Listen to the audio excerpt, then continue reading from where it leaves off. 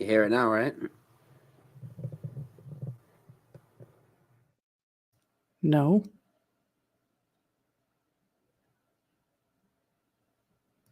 You really don't hear the music? I really don't hear it. Hang on.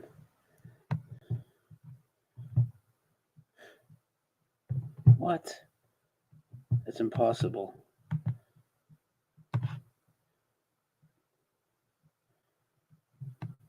Hang on.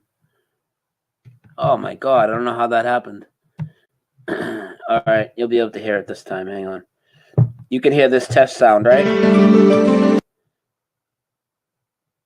Did you hear that? Yes. Okay, now you'll hear the music. Tell me if you hear... fuck, where is it? What a good start. You hear it? Yes. Okay. Okay, guys, we're starting now. Welcome to the fucking hack job.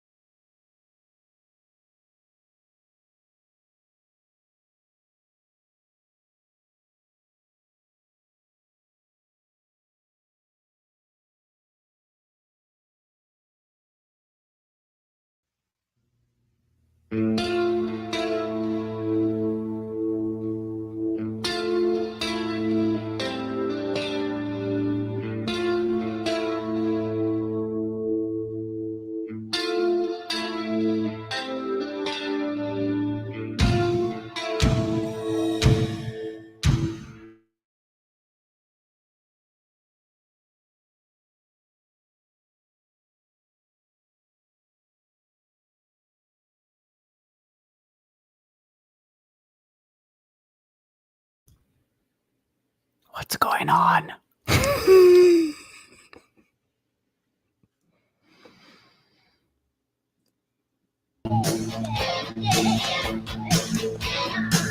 There it goes. And dread the lonely nights. I'm not alone. I wonder if these heavy eyes can face the unknown. When I close my eyes, I realize you cannot wait. I'm standing in the night alone. Forever. Together, oh, we're the dream warriors. Nobody dream no more. We're the dream warriors. And maybe tonight you'll be gone. I feel the touch come over me. I can't explain. I hear the voices calling out, calling my name. Ricefoot. It's the same desire to feel the fire that's coming my way. I'm standing in the night alone. Forever. Together. We're the dream warriors. Nobody dream no more. We're the dream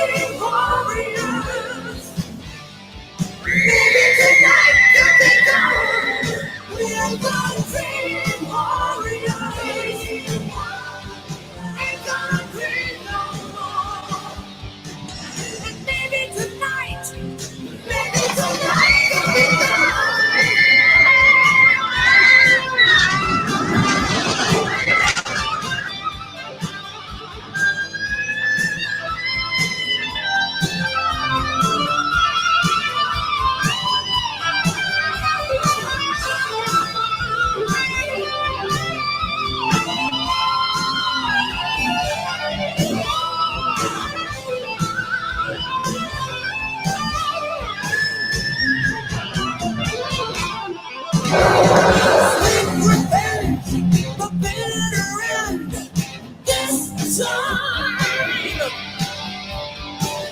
the spell of illusion, bound together, waiting for you, dream warriors. Don't wanna dream no more. We're the dream warriors. Maybe tonight could be done. We're the dream warriors. Damn, did somebody in the chat really say, is this from Friday the 13th? Are you fucking serious, dude? This is fucking Nightmare on Elm Street 3, The Dream Warriors. And no, I don't think that that's a great band, guys, but I do like that song because it goes with the movie, and I really like Nightmare on Elm Street 3, Dream Warriors. Some of the stuff I'm going to talk a little bit about tonight is a lot reminds me of that, so I wanted to mix up the intro. A lot of audio issues in the beginning. I thought they cut my stream because of the music or something. Because they're surely going to copyright that, but then I thought maybe they hit me with a copyright They'll just strike. put a copyright claim, but not a strike. Yeah, so that's And a fine. claim doesn't do anything. It just takes money. Yeah, money that I'll never see it fucking sent to probably anyways. So thank you, everybody. Welcome back to Dose of Reality. I'm here with Karen B again. Sorry we're a little late, but we did do a 4.5-hour show already today, and I needed a nap, and then I needed to get my shit together. So there's that. That was a good interview, huh? How interesting was fucking Dave, dude? I couldn't fucking I told I think I was talking to Carla because she said something about the trolls. I said, why were there a lot of trolls? I didn't even look at the chat at all. Like I couldn't. Yeah, there were trolls trolling me mostly. Oh, because I'm so great. I have my own shocker. little troll army coming after me. Oh, you know, I got some too. Don't feel so special. Just kidding. Well, this one was tagging me, so I know it was for me. Oh, yeah. I hear you. There's a lot of those. They're pretty relentless. We're gonna talk about some more NASA fucking bullshit tonight. Some ridiculousness. Gonna talk a little bit about another experience I kind of had at work or whatever. Talk about our first show that we did on Dlive and how that experience went over there. We're gonna talk about dreams, and we will open the phones later. But I say we start with the NASA stuff. What do you say, Karen? Sure. Let's start with the NASA stuff. So what exactly did you want to get into first on the NASA ridiculous contradictory tip today? Well, last Friday I joined Iron Rail Media, and we were talking about some stuff, and we talked about how hold on one sec.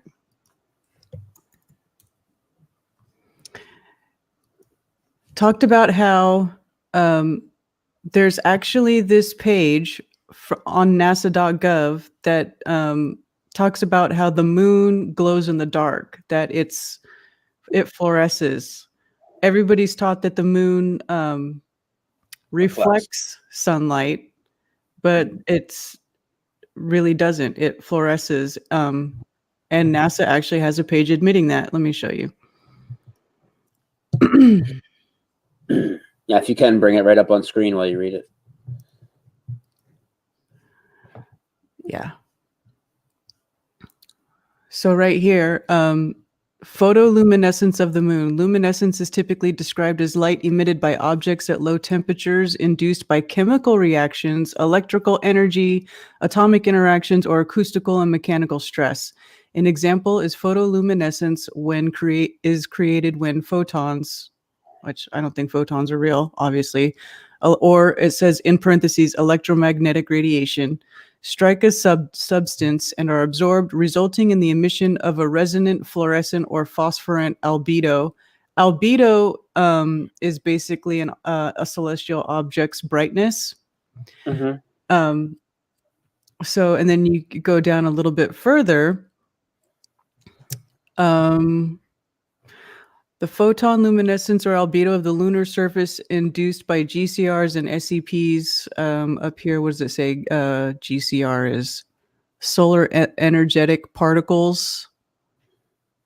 Blah blah blah. Where does it say it? Okay, I lost it.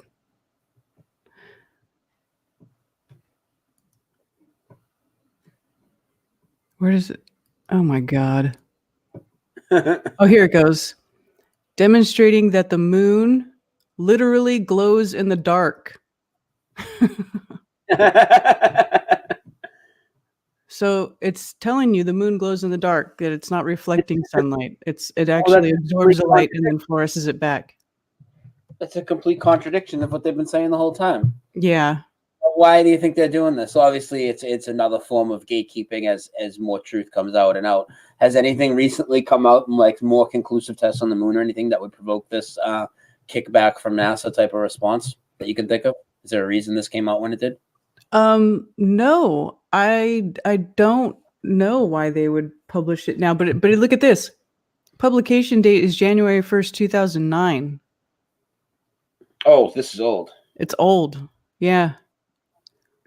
But this is, and I'm not saying that it's 100% true. I mean, it is from NASA, Yeah. You got to take everything that they say, obviously, with a bucket of salt. But I just think it's interesting that they have information on their website that says that the moon glows in the dark.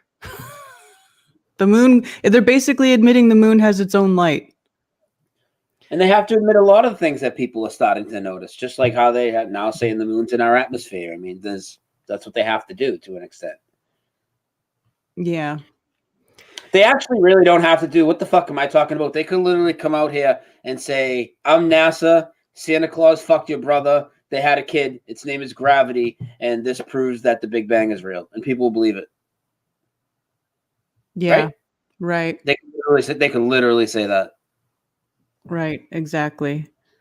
And then the other thing that happened this week with the moon is that Theoria Epiphasis, who is Ken Wheeler, this, if anybody knows who this is, a lot of flat earthers know who this is. This is the guy who does all the magnetism stuff.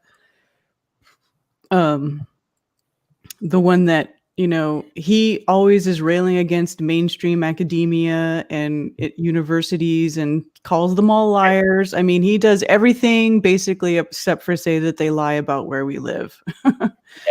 Very frustrating. Very frustrating. Huh?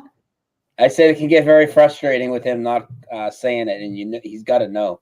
Yeah, I know. He knows too much about the toroid field and everything. There's just no way he thinks it's a globe. Yeah. So anyway, he did a video on the 11th, yesterday, I guess that was, colder in the moonlight with a FLIR camera. Okay, here's a video a lot of people wanted me to make. Sounds really crazy. I'm using a FLIR, forward-looking infrared device, and it is an extremely clear night with a extremely bright full moon. There goes a car down the road. You can actually still see the brakes on my tires are a little warm there. So got a full moon and we've got a shadow. So let's do in the light of the full moon, 16 degrees Fahrenheit, 16 degrees Fahrenheit, 13, 12, 12. Yeah, okay.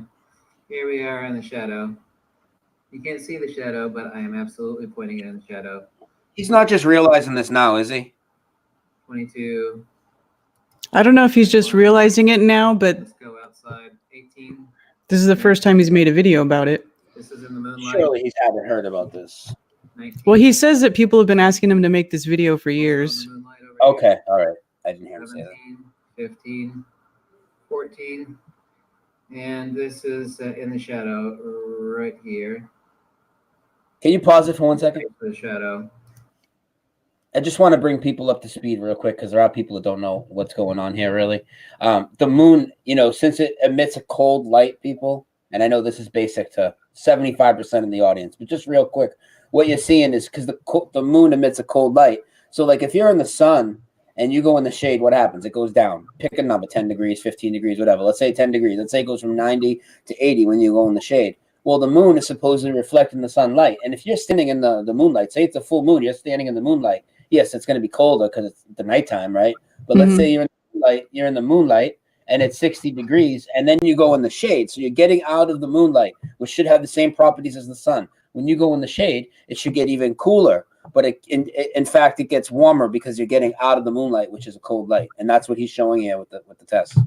Yeah. And I don't know if any of you have been paying attention, but I've been paying attention ever since I learned about this whole colder in the moonlight thing. And whenever there's a full moon, there's a temperature drop.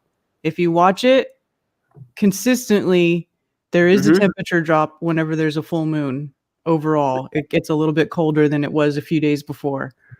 It makes perfect sense, and that's probably ideal. Is he? Do you know what's up with the moon right now during this test? Is he testing it during a full moon to get the best results? Yes, yesterday was a full moon. Okay, cool. It was over 99% full, and it was 29 degrees here in my area, where previous nights before it had been like in the 30s and 40s. So, and I know it's that time of year where the temperature drops anyway, but even when it's not that cold outside, even like during moderate temperature times, there will be a slight temperature drop during a full moon, at least from what I've noticed. I mean, I keep watching it for it to not do it, but every time I pay attention to it, that's what I see. So, yeah. So, this is just, Ken, he's got over 200,000 subs, 200, and then there's a bunch of flat earthers in the comments. If you look, there's Paige is a flat earther. There's Karen B, pretty sure she's a flat earther. Oh, she's she's the one with the hairy penis. That's right. But somebody, yeah, there's a whole bunch of people, and and he did a live stream actually later that night where he was just ripping on flat earthers because there's so many flat earthers in his comment section. Oh yeah, he's triggered, dude. That dude gets triggered. He hates it.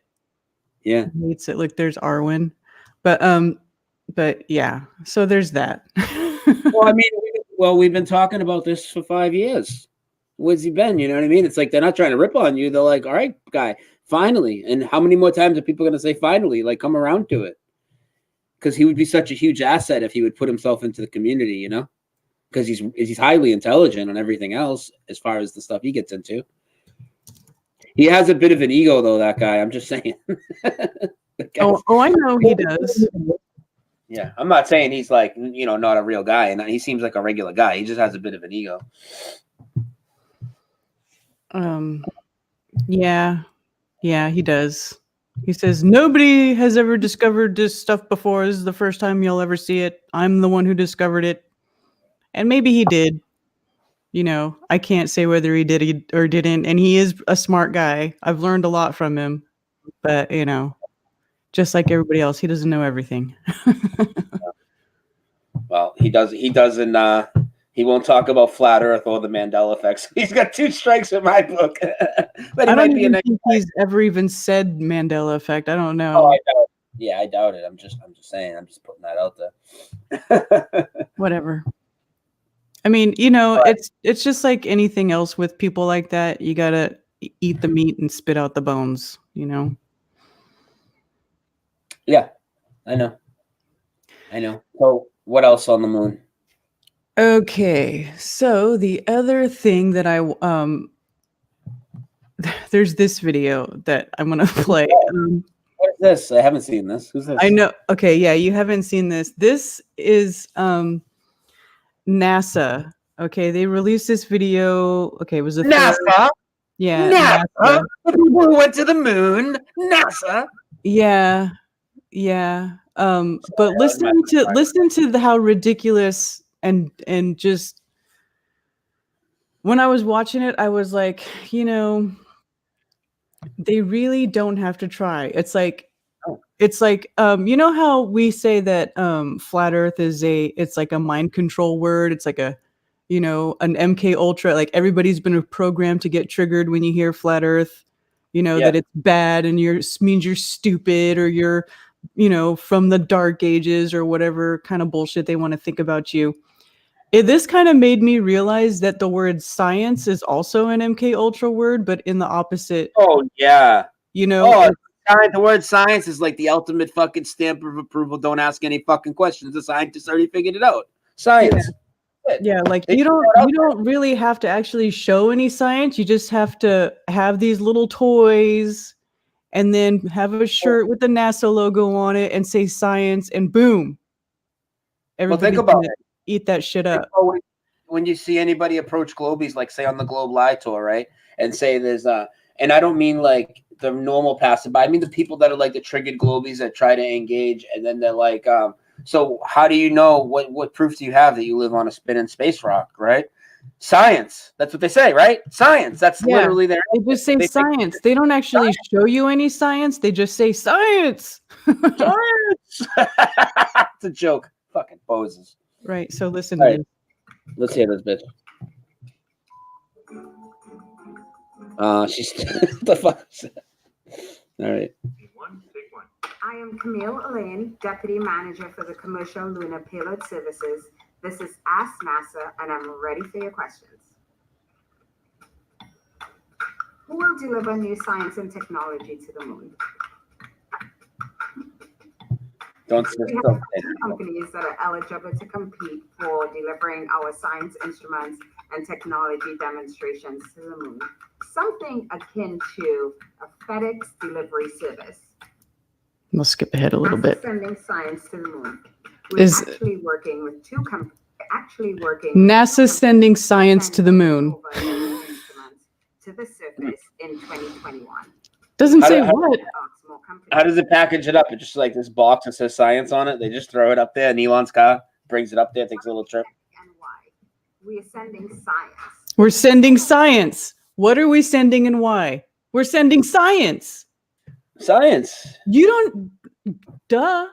We're sending science. Tell us about our home planet and the At least she's more pleasant than fucking Michelle. in the future, though. You know who I'm talking about, right? In support of No. No, wait. Yeah, what are you talking about? Oh, you don't know that chick, Michelle? That works for NASA? Oh, Michelle Thaller? Yeah. The one that she's looks like a fucking troll? bitch. I hate that fucking bitch. I hate her too. At least this bitch is more pleasant. Flies for our astronauts. Look at play with the toys. So why have them compete? We know that commercial companies develop really innovative approaches to space exploration. So we expect that it will be no different for delivery services. What kind of tools does NASA need to explore the moon? Cardboard, construction paper, Scotch tape. Here. To be able to There it is! Let's go to CVS and we're getting that, kid. That's all we need. Here's the thing.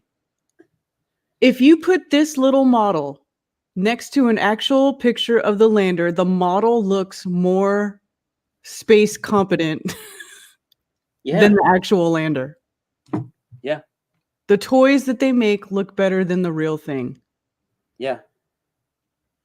It's crazy. But once we get there, we need to be able to invest There it is. what we find. Oh, is that the moon? Yeah, so that's the moon. The moon globe. But we also need to be able to pick up samples and return them home. Not actual rover. Or astronaut. I'm glad you told us because it's kind of a close up here. I'm a little confused. That does look, it looks just like what you guys show us. Right on the little flat table moon top. Oh, dude, they would look that's about how far the horizon looks in some of their shots. Yeah. Is she gonna show us the bottom of frying pan soon? Science and human exploration go hand in hand. Science. To make expeditions on Mars? Yes, our ultimate goal is the human exploration of Mars, but we're using the moon as a stepping stone to develop tools. Can't believe idiots buy this shit. And partnerships. Fucking 2009. Mars expeditions in the future. See, she says that they're using the moon as a stepping stone, but don't they say that they're just going to bypass moon and just go straight to Mars? Yeah. They literally can say anything. People love it. They don't care. It's NASA. NASA's even, you talked about the word science. NASA's even a step higher than that word. You say NASA, you can't question NASA because not only are you questioning science, now you're questioning your country and patriotism. Now you're unpatriotic if you question NASA. Because then you're questioning the moon landing right off the jump. And you just can't do that. You might as well call 9/11 a hoax. Right, exactly. So I just thought that was funny that they're like, what are you sending to the moon? And she's like, we're sending science. It's like, really? Oops, I just dropped a bunch of stuff. Wow. Anyway, I just thought that was funny just to show like how low budget and simple their crap is to just keep pushing this narrative forward. It's like they got a woman, and I also thought that it was funny that they used a black woman, right? Because didn't they have a black woman who was supposedly the one who did all the math for the telemetry for the original moon trip, right? Oh, I don't remember. I didn't remember that. Yeah. Yeah. Originally it was like 3 black women or something that did all the math or whatever. You know, they made a movie about it. You don't remember that? No. Whatever that movie was. Anyway, I just thought it was interesting that they made a little video about the moon and they used a black woman. It's almost like they're like, you can't, you know, if you criticize it, what are you saying that, you know, it's almost like they're using that other subconscious level, that guilt, like, don't question the black woman, otherwise you're a racist, right? Oh yeah, they definitely want to put that out there. Absolutely. Veda, stop. Veda, stop. Yeah, they definitely want to make you feel that way.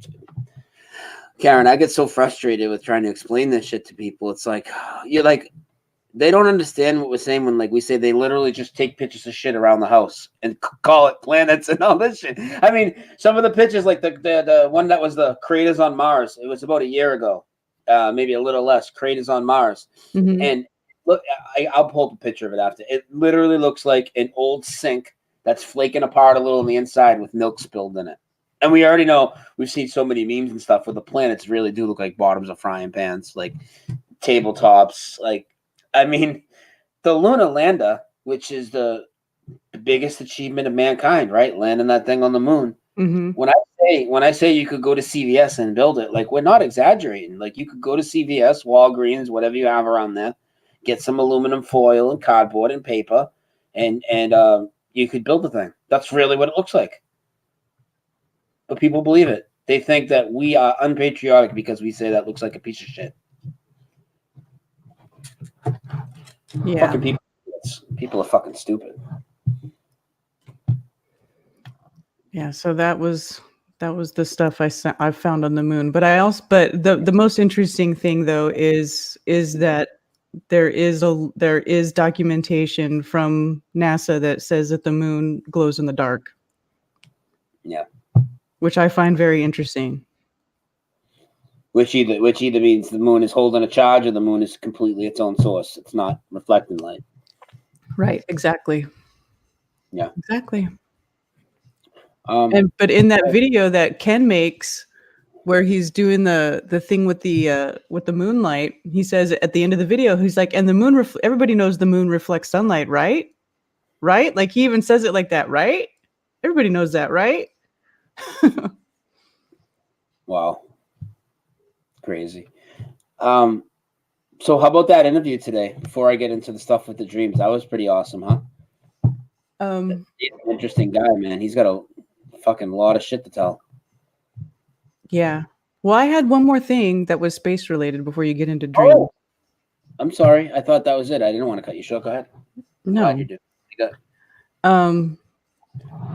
There's other video if you want to put the screen share back on. This video is 10 minutes long. We don't have to watch all of it. Let me turn the sound down. We'll just scroll.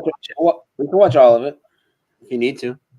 No, but basically what this is about this star. It's Methuselah. And they're saying that the star is estimated to be 14.5 billion years old. And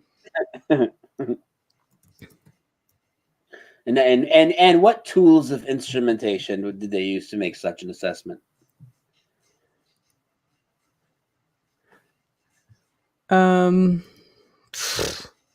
They're just reading the light spectrum of it. Obviously, that's all they can do is observe anything in the sky. All they can ever do is observe it.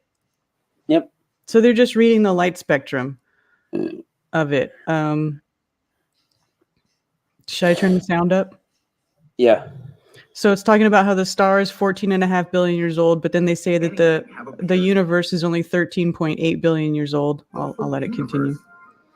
Oh, so it's older than the universe. Yeah. So they're saying the star is 200 million years older than the universe. Awesome. Only that it's located 190 light years from Earth in the constellation Libra and penetrates outer space at a speed of 800,000 miles or 1.3 million kilometers per hour. This was pretty much the sum of our knowledge about Methuselah, and the star itself did not cause keen interest for many people. However, everything changed dramatically when in 2000, astronomers attempted to measure the age of Methuselah. Now, I'll stop it and talk over it every now and then so you don't get a copyright strike for this video. But so then they estimate it like 16 billion years old, right? Yeah. Along with his colleagues, collected more than... They make up these big numbers. Again, these are to intimidate people so they don't even want to try and figure shit. Wait, what? No, I said a lot of times the big numbers are to intimidate people so they don't even want to try and figure it out. Oh, Plus, yeah. the endless Here, look. They used Hubble. They're talking about how they used the Hubble telescope to observe this star, the Methuselah star. In addition to Oh my God. 6 months, Bond studied the parallax effect. That is, the change in the apparent position of a star relative to the distant background. Now, here's the thing. For 6 months, if a star is that far away, do you think you're going to see very much parallax in 6 months? No, because that's the exact excuse they tell us as flat Earth. That's why we don't see parallax, because the star is the miles away. That's what they try and tell us. Yeah. In reference to the position of the observer, this allows you to better calculate the ratio between the brightness of the star and its distance from the Earth, since the older the star, the dimmer its light will be. During this study, Bond could not justify the earlier estimated age of the star, so he supposed that mistakes were made in the previous calculations. Oh, you think? The age of the star was measured by nuclear reactions. What is The star consumes hydrogen. See, and here's more assumptions that it's a nuclear reaction. They don't know that. They don't know that shit. The star. Now they know the core of the star that's fucking... How was it 16 billion years old and 93 gazillion, trillion, gazillion miles away or something? Yes. The fuck? I don't even know how to say that shit. It's so stupid. Instead of hydrogen, helium is formed, acting as stellar fuel. Therefore, after 1 billion years, a star loses some of its brightness. Methuselah is rather dull and estimated to have burned hydrogen for about 16 billion years. How do they know it burned hydrogen for 16 billion years? To look for other clues that could prove that Methuselah might be younger. After some time, scientists still found one sign that most likely indicates a younger age for the star. It has to do with oxygen. In the early universe, it was practically non-existent. But in Methuselah, the ratio of oxygen to other elements was quite high. Now they know the ratio of elements on the fucking on this thing. Yes. That's awesome, dude. Never mind the fact that gases or anything expands in a vacuum. So why would it even be congealing into a ball form? I hate that shit. 1 million years older than the universe. But researchers didn't stop there. They continued to try to get to the bottom of this mystery. In 2014, another study was conducted that reduced the estimated age of the star even further to 14.27 billion years. Given the margin of error in calculations, the star is about 14 billion years old, which still makes it 200 million years older than the universe. However, Howard Bond considered that the error could be greater, which means that the star is perhaps younger and appeared immediately after the Big Bang. This could have been the end. But there's another study that simply shocked astronomers and perplexed the entire world. According to information obtained in 2013 by the Planck Space Telescope, the universe can only be 11.4 billion years old, not 13.8. Similar How many- conclusions have been You pause it for a second. People just see, like, how can you possibly keep changing the distance to the sun and the age of the universe and all this? Like, this isn't like how deep we thought the fucking water was at your local lake. Like, how the fuck can you just keep changing this shit and then have people think that all your work based upon these numbers is still relevant, like, and still works fine? Like, it's fucking, they just keep moving the goalposts whenever they want, and people just buy it up. It's fucking crazy. Because why wouldn't they? Because it's just huge numbers. I mean, who's going to figure out the difference? So Right?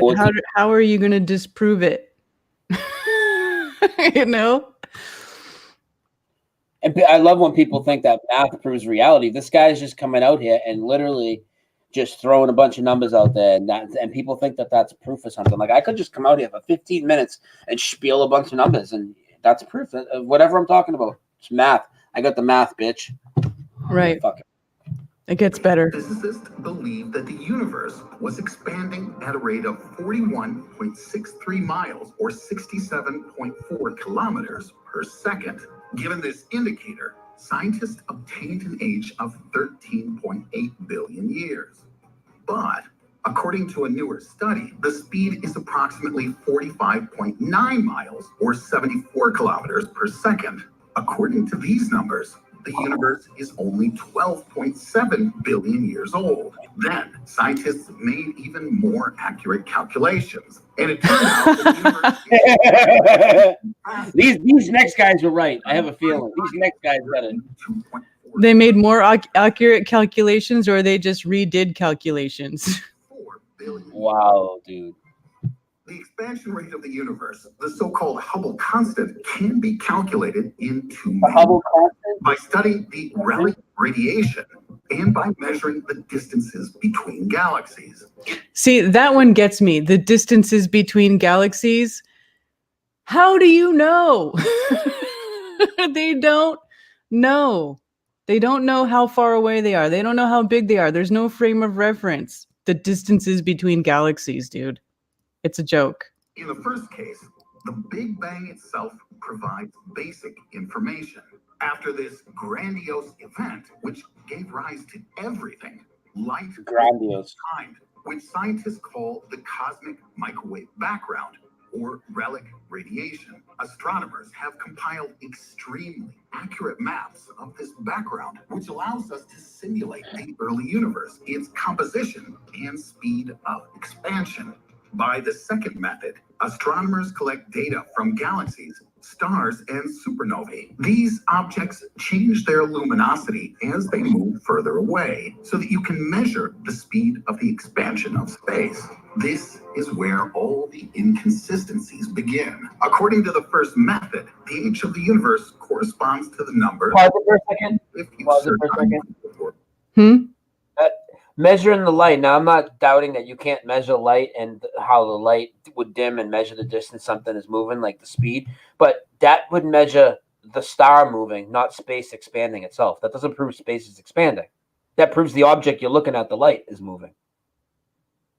What? Which? Start that again. What's the beginning of what you said? He's saying by looking at the star and its light and how much it dims as it goes away, they're judging the speed of it, and by that they know that the universe is ever expanding. No, they don't. They know that a light is moving farther away. Doesn't mean that the fucking universe is expanding. They don't even know that it's moving farther away. All that they know is that the light is dimming, and they just assume that that means that it's moving farther away. Yeah. Wikipedia, that is 13.8 billion. However, in terms of the second method, space and time are a couple of billion years younger. Perhaps our universe, during different periods of its Time. simply Perhaps. different rates of Time. Yeah. Now, first it was the universe is younger than the star. Now time itself is younger than the star. Like, wrap your head around that, people. Yeah, we're nuts. So, and here, basically they're saying, basically, you just saw them change the age of the universe like 3 times. They changed the age of the star. Okay. Then, they talk about how off their calculations are. And then it says, this is where all the inconsistencies begin. Okay. 5 minutes in, you've already seen them change the age of the universe like 3 or 4 times. And now, well, hold on. This is where the real inconsistencies begin, right? The inconsistencies You began thought in it was fucked up before. Just wait, it gets more fucked up. So now they're talking about the expansion of dark energy, right? The stuff that they don't know what it is. And this goes back to their inconsistencies where they talk about how they understand space and they know this and they know that, and but actually we really don't know anything, and 95% of the universe is dark energy. True, no one knows for sure what this mysterious force actually is, but physicists weren't always sure that it was constant. But if this were so, the rate of expansion would also remain stable throughout the entire existence of the universe, which is not what we observe. So it would seem as if we have missed something. There's probably something that can influence dark energy. Physicist Massimo Cerdonio from the University of Padova tried to figure out what exactly causes our universe to be so unstable. He's focused on the fact that dark energy is largely dependent on quantum fields. Each similar field is assigned a separate type of particle and extends to all of space-time. For example, all electrons belong to the field of electrons, and neutrinos, respectively, to the field of neutrinos. Do you listen? Can you? It's insane. I mean, come on, dude. Come on. All the different quantum fields. They'd have no proof of any of this shit. Electrons belong to the electron field. Neutrinos belong to the neutrino field. Bullshit belongs to bullshit. Hey, like I unicorn farts belong to the unicorn fart field. People ask a lot, like, "Oh, Brian, you really think all the teachers are in on it and pilots?" No, of course not. And even say this physicist that we're referring to is a real guy or whatever. He buys all this shit. You know what I mean? Not very few of these people are in on it. This physicist guy that they're talking about, if these are indeed his words, they buy all this shit, and it's all based off of absolute fiction. They're living in fucking Disneyland. It's fucking insane. Listen to this shit. And these are the people that people think are smart, and they'll just bow down to, oh, the scientists figured it out. That's why when something doesn't make sense to you, I don't give a fuck who tells you, oh, it's this and it's definitely this, and people figured it out, or somebody smart researched it, or this person put a book out on it. No, think about yourself, because people are a lot smarter than they give themselves credit for. They want to just like appeal to authority and appeal to people smarter than them. People are and then they'll turn around and tell us, well, just because you don't understand it. No, I understand perfectly well what they're saying. I speak English. I get it. I get what they're saying. It's bullshit. Trying to calculate the energy of all existing quantum fields. The result is a number 120 orders of magnitude greater than the calculated amount of dark energy. So 120 orders of magnitude. Okay, does anybody recognize that number? 120 orders of magnitude. That is the same. Isn't that the same number that Michio Kaku gives when he talks about how off their calculations are for stuff in the universe? That it's like the greatest margin of error in anything. It's 120 zeros. So they're basically saying that here too. It's 120 orders of magnitude greater. Massimo Cerdonio suggested that there must be a special particle unknown to science capable of influencing dark energy and the entire universe as a whole. True, the presence of such a particle has been predicted in earlier research in the field of physics and has even been given a name, axion. Presumably, This particle appeared immediately. Presumably. But Presumably. And it's funny because, like, if you watch this video, and everybody will sit here, you know, most people will watch this video and just take it as gospel, right? Like, that's the truth. But, you know, there may be, we theorize that. Presumably. I mean, all of it is just assumptions. And people sit there and go, oh, it's true. You know, they act like this is what it really is. No, it's not presumably, Karen. It's provable. I mean, they use CERN, and they were able to look back milliseconds after the Big Bang. I mean, you didn't hear? Yeah, they're saying that the star was there right after the Big Bang. But the star was there. But then at the same time, they're saying it's 200 million years older. I mean, they're so full of doublespeak. Everything they put out is doublespeak. has remained hidden for billions of years and did not manifest itself in any way. But recently, the axion has gained influence and has changed the entire field of research about the development of the universe with its quantum field. So basically, that now that they're saying, because their calculations are off by an order of 120x magnitude, there's presumably a new particle that's influencing everything, except we didn't know about it because it didn't manifest itself. Yeah. Did you see that? It didn't manifest itself. But now, all of a sudden, it's manifested itself, and it has its own quantum field. So there's the axion quantum field, and the electron quantum field, and the neutron quantum field. And they're just going to introduce a new variable when that shit doesn't make sense. Oh, well, we didn't observe this yet, but here it is. We presume. We're not really sure, but we think this might be out there, and that's why we're full of shit. Right. Basically, right? You no longer accurately say when space and time itself arose. Okay, that's the important part right there. Okay? Quantum field, thanks to which we can no longer accurately say when space and time itself arose. This leads basically, we don't know shit. They might as well just say, we don't know shit. If the universe is expanding faster They don't know than shit. 13 billion years ago, does this mean that time is also passing at a different speed today? That is, would 10 minutes in the 21st century be different from 10 minutes at the dawn of the universe? It's rather difficult to answer these questions without ambiguity. But Oh, you think? Answer, the universe still remains older than the universe. At least it will be so until scientists solve the mystery of dark energy and its elusive particles. True, if after all. Anyway, I just thought that was funny. They go through all that. I mean, just, you know, basically it's like 8 minutes of bullshit just to say, well, we can no longer accurately calculate the age of the universe. We can't do this without it's hard to do it without ambiguity. Oh, you think? Well, You guys don't know shit. They don't know shit.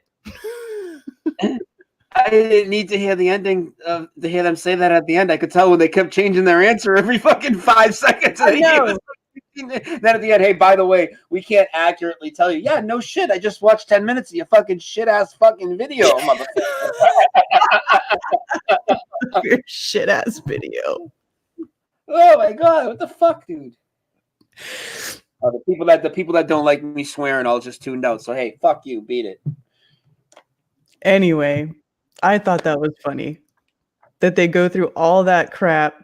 Uh-oh. How about we do this? How about I start a coffee, you give the chat a shout out, and then we'll open up the phones with topics. We'll open up the phones for a few, then we'll take our break. So, how about that? Okay. I like to do that when we change gears so much, because people want to call in about this stuff now before we, So right. Give people a shout out. I'll get a coffee, and then we'll open the phones for these guys. All right. I'm gonna start at the bottom. Globebusters. What's up, Bob? I'm sorry, my dog's barking in the background. Truth Seeker 69. Sup girl, Real M Trotter, Salted Cedar, Brandon Fall, Scotty, Christopher Levens, F.E. Maori, Iron F.E., blah, blah, blah. We don't know exactly. Northeast Native, Carolyn Gutman Day, hello to you.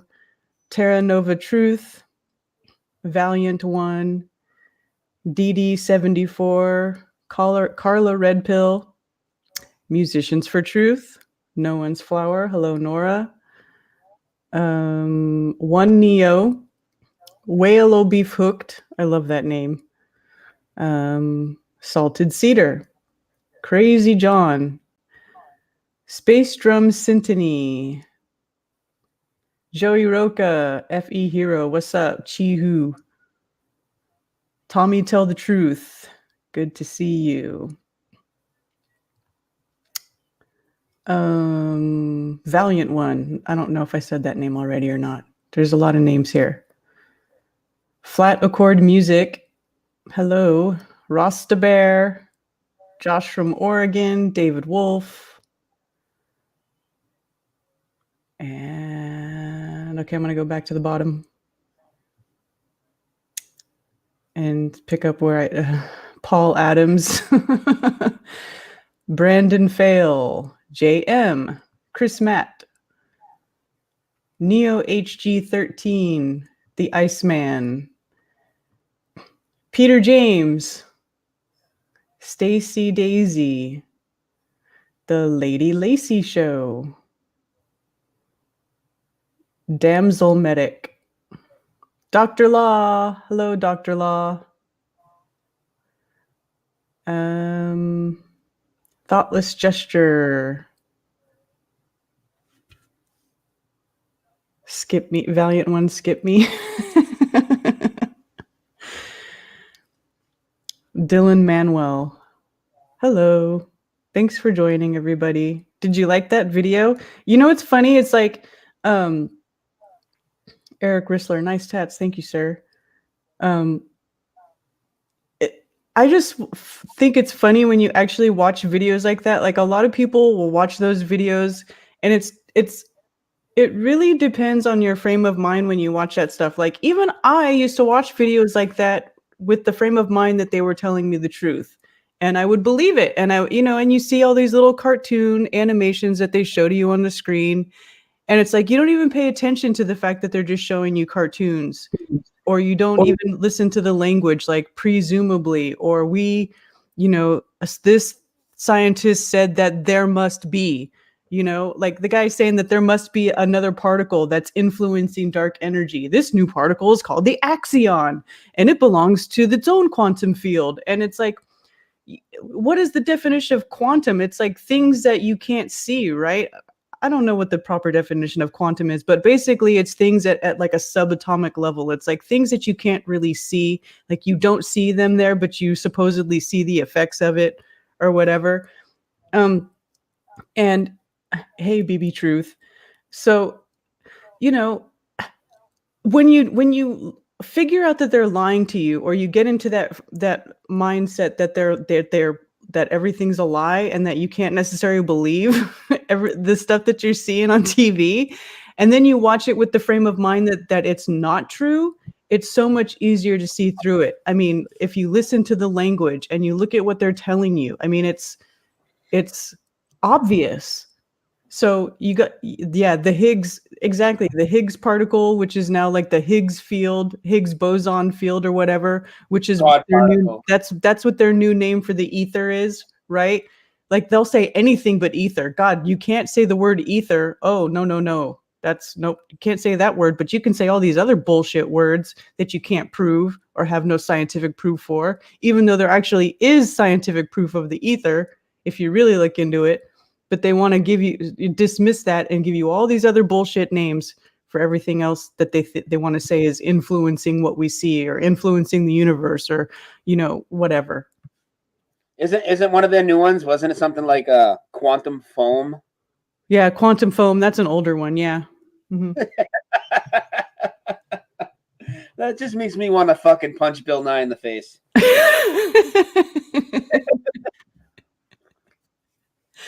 Oh man, phones are open, guys. 978-435-0006. 0006. Let's talk about space. Let's talk about NASA. and we'll take a few calls, and then we'll take a break and come back and talk about. We'll switch gears a little bit, but let's call in about this stuff now. If this is what you guys want to talk about. You want to talk about the Global Eye Tour? You want to talk about the interview with Dave earlier? Here's an interesting comment that just came up in chat. Gary Rich says, "Hi, Karen. Watched a video yesterday of Apollo 10. It seems like a Mandela to me. They orbited the moon 30 plus times and took loads of film of Earth. Totally fake, but never seen it before. Crazy." I'll have to look into that. I have not seen that. Yeah, I haven't seen that either. Is this footage a new release, buddy, or is he saying this footage has always been out there? So that yeah, I don't know. I haven't seen all that Apollo 10 footage either. I don't know. Great. That's something I'll have to look into. Somebody call in 978-435-0006. So you're gonna force me into a break. Call in.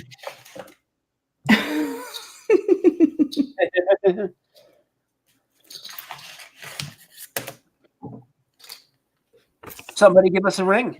Is the ringer on? Let me make sure. Maybe the ring is not on. Sometimes I have to shut it off because people want to call me. And the ringer is on. Somebody give us a ring. 978-435-0006. Give us a ring, ding dong. And while I wait, just so you guys know, the next Awakening interview will be Jason of the Tisbury family. So that will be probably very early in this upcoming week. And yeah, just a quick announcement. While I wait for some of you slackers to call in. If nobody calls in, I'll go take my smoke break and we'll come back. Karen, what else? You got anything else you want to say about? Yeah, I mean, I don't want to just go on break and change gears on you. If people aren't calling, is there more you want to get into?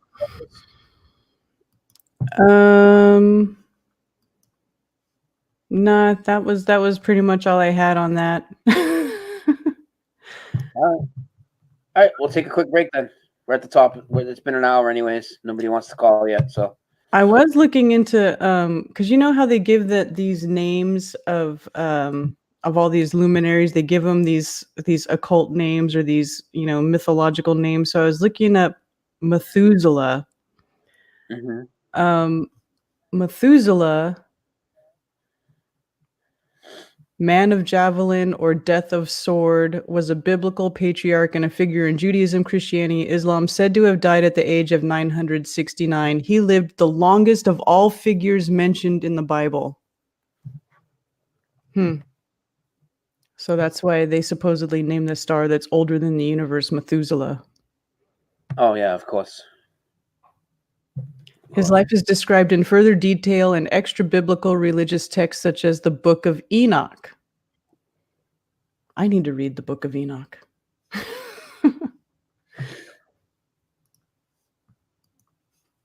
All right, I guess you can go take your break. Nobody wants to call in. Yeah. All right, guys, we'll be right back. Dose of Reality, Brian Staveley, Karen B. And let me just go to, let me go to a screen share. Share screen. Hey, Paul Adams, I see your comment. Somebody did send me that video. I didn't check it yet, but I will watch it after. Definitely. Remind me near the end of the show and I'll watch that Black Tom video.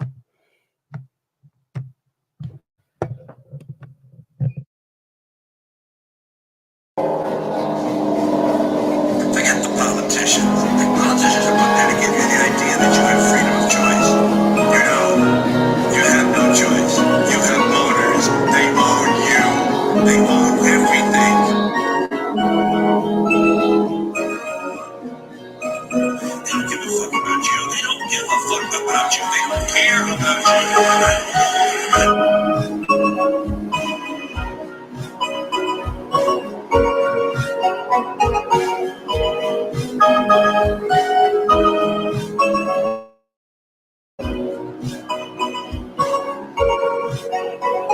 At twilight, sometimes my mood swings and dumps me to the ground. The weight of them alone, a heavy tension pressing down. Tears I cry, only drop from their eyes, and unless my soul is called to take flight, I will live and die as I see fit. will have none of it. Spies mingle with streetlights, poison pens tag up the sky. Television spread and interact as advertised. Everything that was beautiful became ugly. They stole from the sand and sea to smear it muddy, erecting empty towers to detonate at the crossroads of ash, marine, and hate. Tears I cry won't be drawn from their eyes, and unless my soul is called to take flight, I will live and die as I see fit. They will have none of it. I will not adopt their sorrow, or let them make me hear these serene nights. I will live until I die, and they can't buy the rights.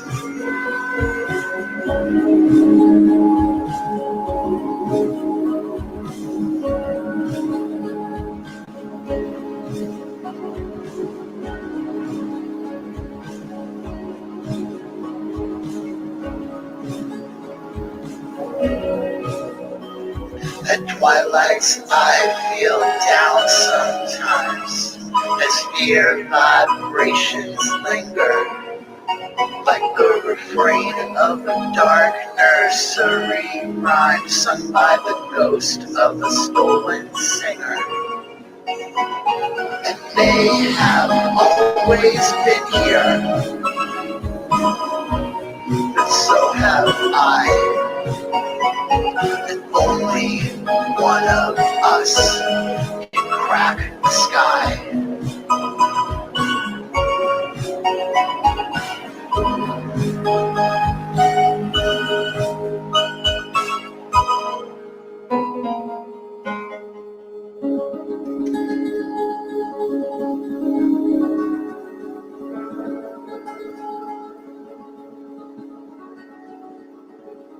It's called the American Dream because you have to be asleep to believe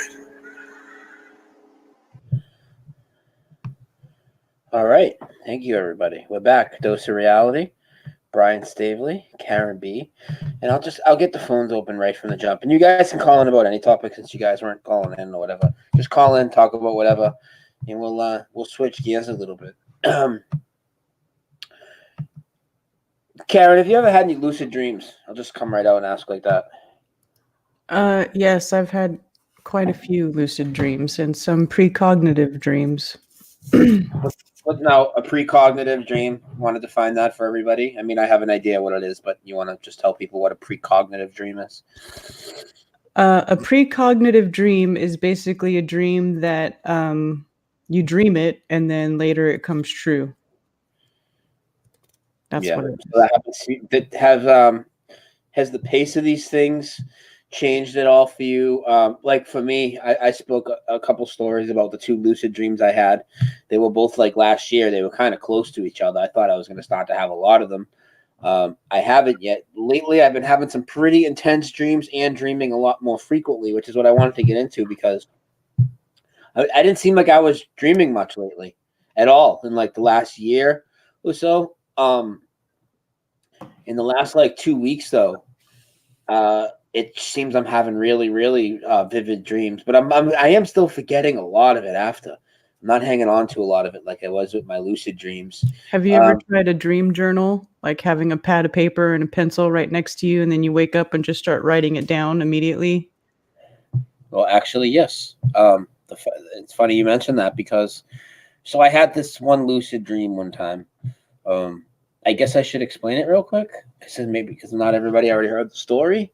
I'll explain it real quick. And this made me have a dream journal. Because of this, I went and wrote this all down. And then there was a second time I did an audio recording. So what happened is I had to be somewhere. I won't fly through it too fast because it's new to some people, but I'll explain it. Now, in my mind, this is a lucid dream to me. and I've had 2 of them. If this doesn't fall into the category of lucid dream, let me know. What would you say the definition of lucid dream is? What's a lucid dream to you? A dream with some sort of Lucid control? dream is a dream where you're dreaming, and in the dream you become aware that you're dreaming, and then you can then start to control the actions, your actions, or the sequence of events within that dream. Okay, and this is exactly what happened to me. Now, I think that we all have different abilities. We've talked about this, right? I think we all have a bunch of abilities that are being held back from us, right? And probably a lot of us have the same similar sets of abilities, but we all specialize in different things. And I think the dream world, there's abilities that we have in there as well. For instance, now this might sound crazy, but I've always had this ability to, maybe I'm always in a lucid dream then, since I've always had this ability, I've always had the ability, if any dream I'm in, I get scared, I can tell myself that it's a dream, and I can force myself to wake up, and I can do it at will. And I've always been able to do that. So that's like nothing too crazy yet, right? That's just what I've always been able to do. Wanted to give people the background on it. So then, like, about 2 years ago, I had to be somewhere. I got in some legal trouble. Everyone knows I lost my license or whatever. I had to be at court. Okay, so I couldn't miss the court date. Big, huge deal, right? I'd have a warrant for my arrest if I didn't go to court, right? So the night before, I go to sleep. Okay, right here in this room, I go to sleep the night before, and then in my dream, I wake up, and it's the next morning. Let's say it was a Sunday night going into Monday. So I wake up Monday morning in my dream, and I'm in this mall, right? And this mall, for some reason, had a hotel attached to it. A little weird, but no big deal, right? Had like 4 hotel rooms, or maybe more. Had rooms in each corner of the mall. And there's other long hallways, so there's probably more than 4. But it had in all the corners of the mall, there were hotel rooms. Now, I just woke up, and I don't know exactly how I ended up in the middle of the mall, but I'm walking around the mall trying to figure out where my hotel room is, because in the dream, I still had to get back to court. The court was a real thing in my dream, right? And I was aware of it. Now I'm at some mall. I don't know which hotel room I rented. So I start to ask people in the mall, people that work there. So I see a guard or something, security guard, and I ask him to, figure it out or whatever. And he said, no, they had no record of me or whatever. He doesn't know what I'm talking about. So I go down to the desk, same thing. Then they're like, we have no record of you. We have no record of a credit card from you. And then there's this girl there, and she looks at me, and she's like, Brian, you're acting really strange like you did when we went to that Christmas party last year. I said, bitch, I don't even fucking know you. Like, who the fuck is this? You know what I mean? Mm-hmm. So, but I knew if I missed my court date in real life, like if I miss my court date, I'm going to have a warrant out, right? So in the dream, I'm panicking because now I'm at a mall. I'm somewhere south of Boston. So I'm like an hour away from my house. Don't know where my keys are, my clothes. I don't even know where my hotel room is. And the people here aren't helping me, right? So I wake myself up because I'm scared. Mm-hmm. I wake myself up, Karen, and I'm awake on my bed right here. And I look over at my phone because that's what I do when I wake up a lot, as bad as that is, right? I know a lot of us do it. I look over at my phone. It says like 4:30 a.m. I say to myself, it's only 4:30 a.m. I go back into the dream on purpose because I want to go back into the dream. And I tell my other self that it's only 4:30 a.m. And my other self, I sound like Marty McFly here, but my other self, it reacts to it and it calms down, right? Then this thing continues and it gets real creepy because it starts to get like a Mandela effect type of thing for me, because then I question somebody else in the mall. And I go up to a guy and I ask him, he's like another security guy or somebody that worked in the mall that I thought might have an idea. He worked at some sort of desk and he had a small group of people with him. And I said something and he starts laughing at me. And before I even said nothing, actually, they start laughing at me. And I look at him and I got this, and I'm like, what the fuck are you laughing at? And he's like, I thought I just seen a ghost. Now I'm like really freaked out. And I'm like pacing around the mall and I'm sweating, can't find my room. No way to get my car, no way to get back. I'm going to miss court. I wake myself up again. I roll over and look at my phone. It's like 5 o'clock. told myself to calm down in the dream again. This happened like 4 times. And then it got crazy because I saw somebody on an escalator that I would never talk to this bitch. I can't stand this shady cunt. And I seen her, and then some reason I'm walking around the mall with her, and we go in like the store, and it's like empty. And I'm like, hold on a second. So it's like now it's like 1 in the afternoon. I got to be at court soon, right? It's like at like 2. So I hit the cash register. It opens up, and there's not even a cash in there because it's a front. It's like this whole thing was set up to like trick me or something. I calmed myself down like 4 or 5 times. I woke up in a sweat like 4 or 5 times. Calmed myself down by looking at my phone, and then my guy reacted different in the dream. And eventually I did find my room, and I did get back. And then I woke up, Karen, and it was like 8 a.m, and I was fine. I took a shower. I had to eat. I had plenty of time to get to court. You know what I mean? I had several hours to still get there, or whatever it was. I wasn't late. But that was one lucid dream for me. You would say that's a lucid dream, right? Yeah. If you become aware of the dream and then you can then change how things are happening or take control of it, that is definitely a lucid dream. And so you started this by asking about a dream journal. I just went on. But so yes, I woke up from this, Karen, and I went, and it was very vivid. I made sure I told one person all the details real quick. And then I went to the store. I literally left. I took an Uber. I don't have a license. I took an Uber to the store to get a notebook. I didn't have a notebook. I went and got a notebook, and I wrote like 16 pages of this down from this one dream, all the details, like 16 pages of it. And then a few months later, another one happened. This one was a real scary one. And I woke up in tears, and my computer was still on from doing a show the night before. So I just went on and I just recorded a private audio, and I sent it to 2 people. 2 people have heard it, but besides that, I haven't sent it to anybody. What type of experience have you had? What type of control have you had in your dreams? Well, I had a precognitive dream with my last husband, who I am now trying to get divorced from because he's an evil, dark, narcissistic son of a bitch. But I had a dream of that before he came to my house, where I used to live, and I opened the door, and he was wearing like a white shirt and jeans, and he had a motorcycle helmet in his hand and everything. And when he actually did come to my house to visit me, and I opened the door, it was to a T exactly what I saw in my dream. Like it was 100% accurate premonition of what happened in my dream. And did something happen that night, or everything was fine? He didn't get in like a crash or anything, did he? No, it just because he was living in San Diego and I was living in Sacramento, and we were corresponding online. And he's someone that I knew. I went to high school with him. We never dated in high school or anything like that, but so I had already known him for a while, but we were talking online, and he said, and it was kind of like, it was during the holidays, and he was like, hey, I'm going to be up visiting my family for the holidays. I can come see you. And I was like, cool. Yeah. Come hang out. And it was nothing like, we weren't having a relationship or anything at this point. It was just we were just going to meet, like hadn't seen each other in a super long time, just old friends meeting because we were friends in high school. We had the same circle of friends. And when I opened the door, I mean, it was exactly as I had dreamed, because I told him before he came to visit me, I said, I had this, and I don't even know why I told him this, because like usually if I dream about somebody, I don't tell them, because it's kind of weird to tell somebody, hey, I dreamt about you, or you were in my dream. It's like it's kind of a weird thing to tell somebody. Oh, I've had a few viewers tell me, and I got a little weirded out. I'm like, yeah, right. So hey, I'm like, oh shit, I have groupies.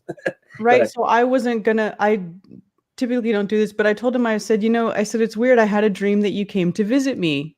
And then, he wrote me back and he was like, that's weird. I kind of had the same kind of dream that I came to visit you. And I was like, oh, that's really weird. And so then a week later, he's like, well, this is kind of strange. He's like, I found out I'm going to be at my family's house, which is near where you live, and I can come see you.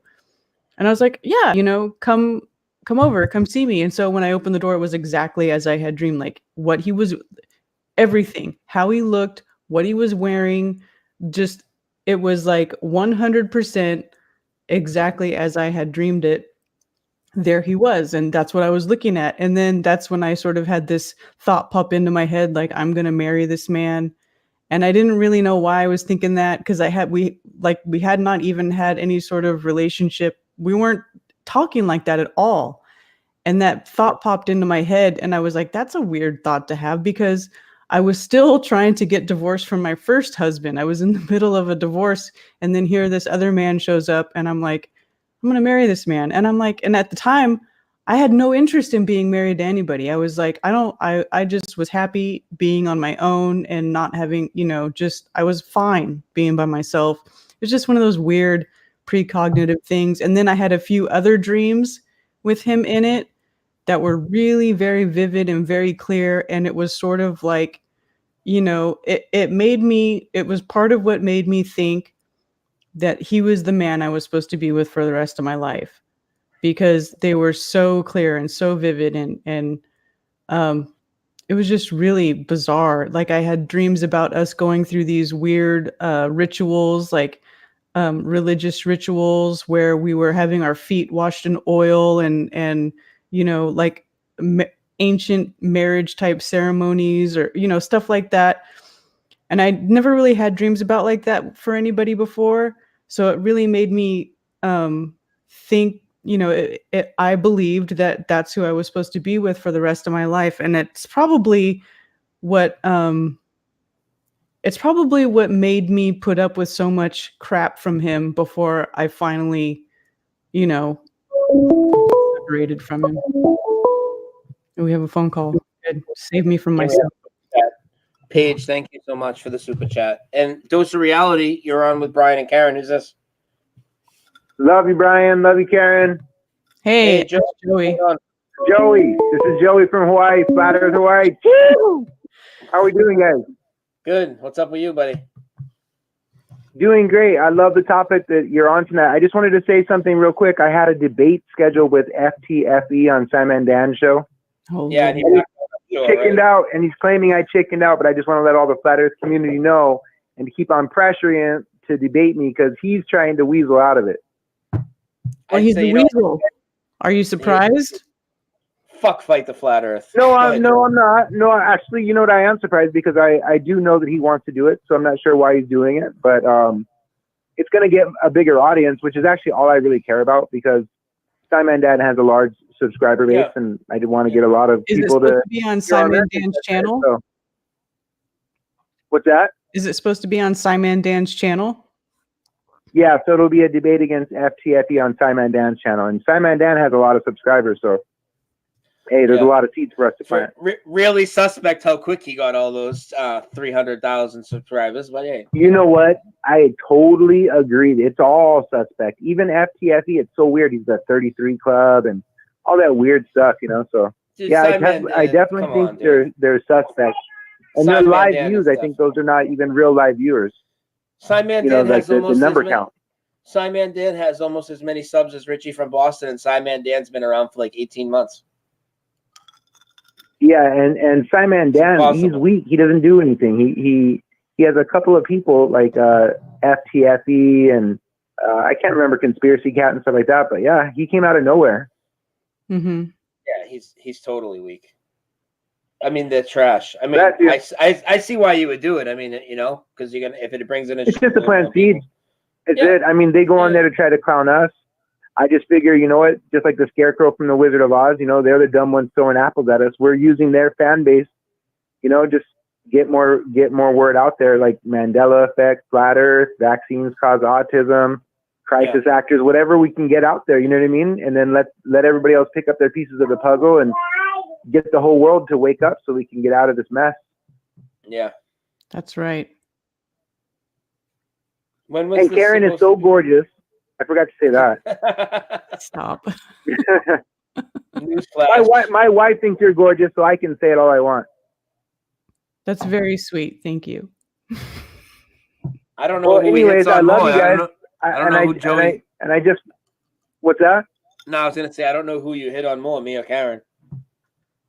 I hit on you more, Brian. I have a man crush on you, but Karen is gorgeous. But yeah, Brian is my favorite truther because look at you, look at your fan base. We all love you because you're the man, brother. You're the man.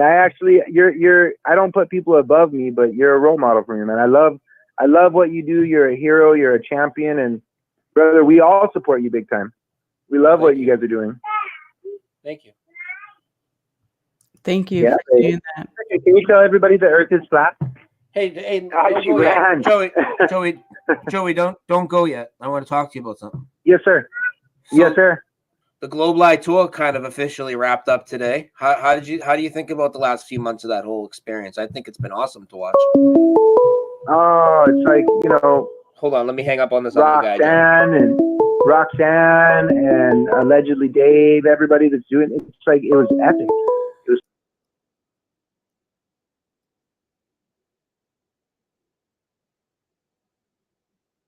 Hello? Uh-oh. Oh boy.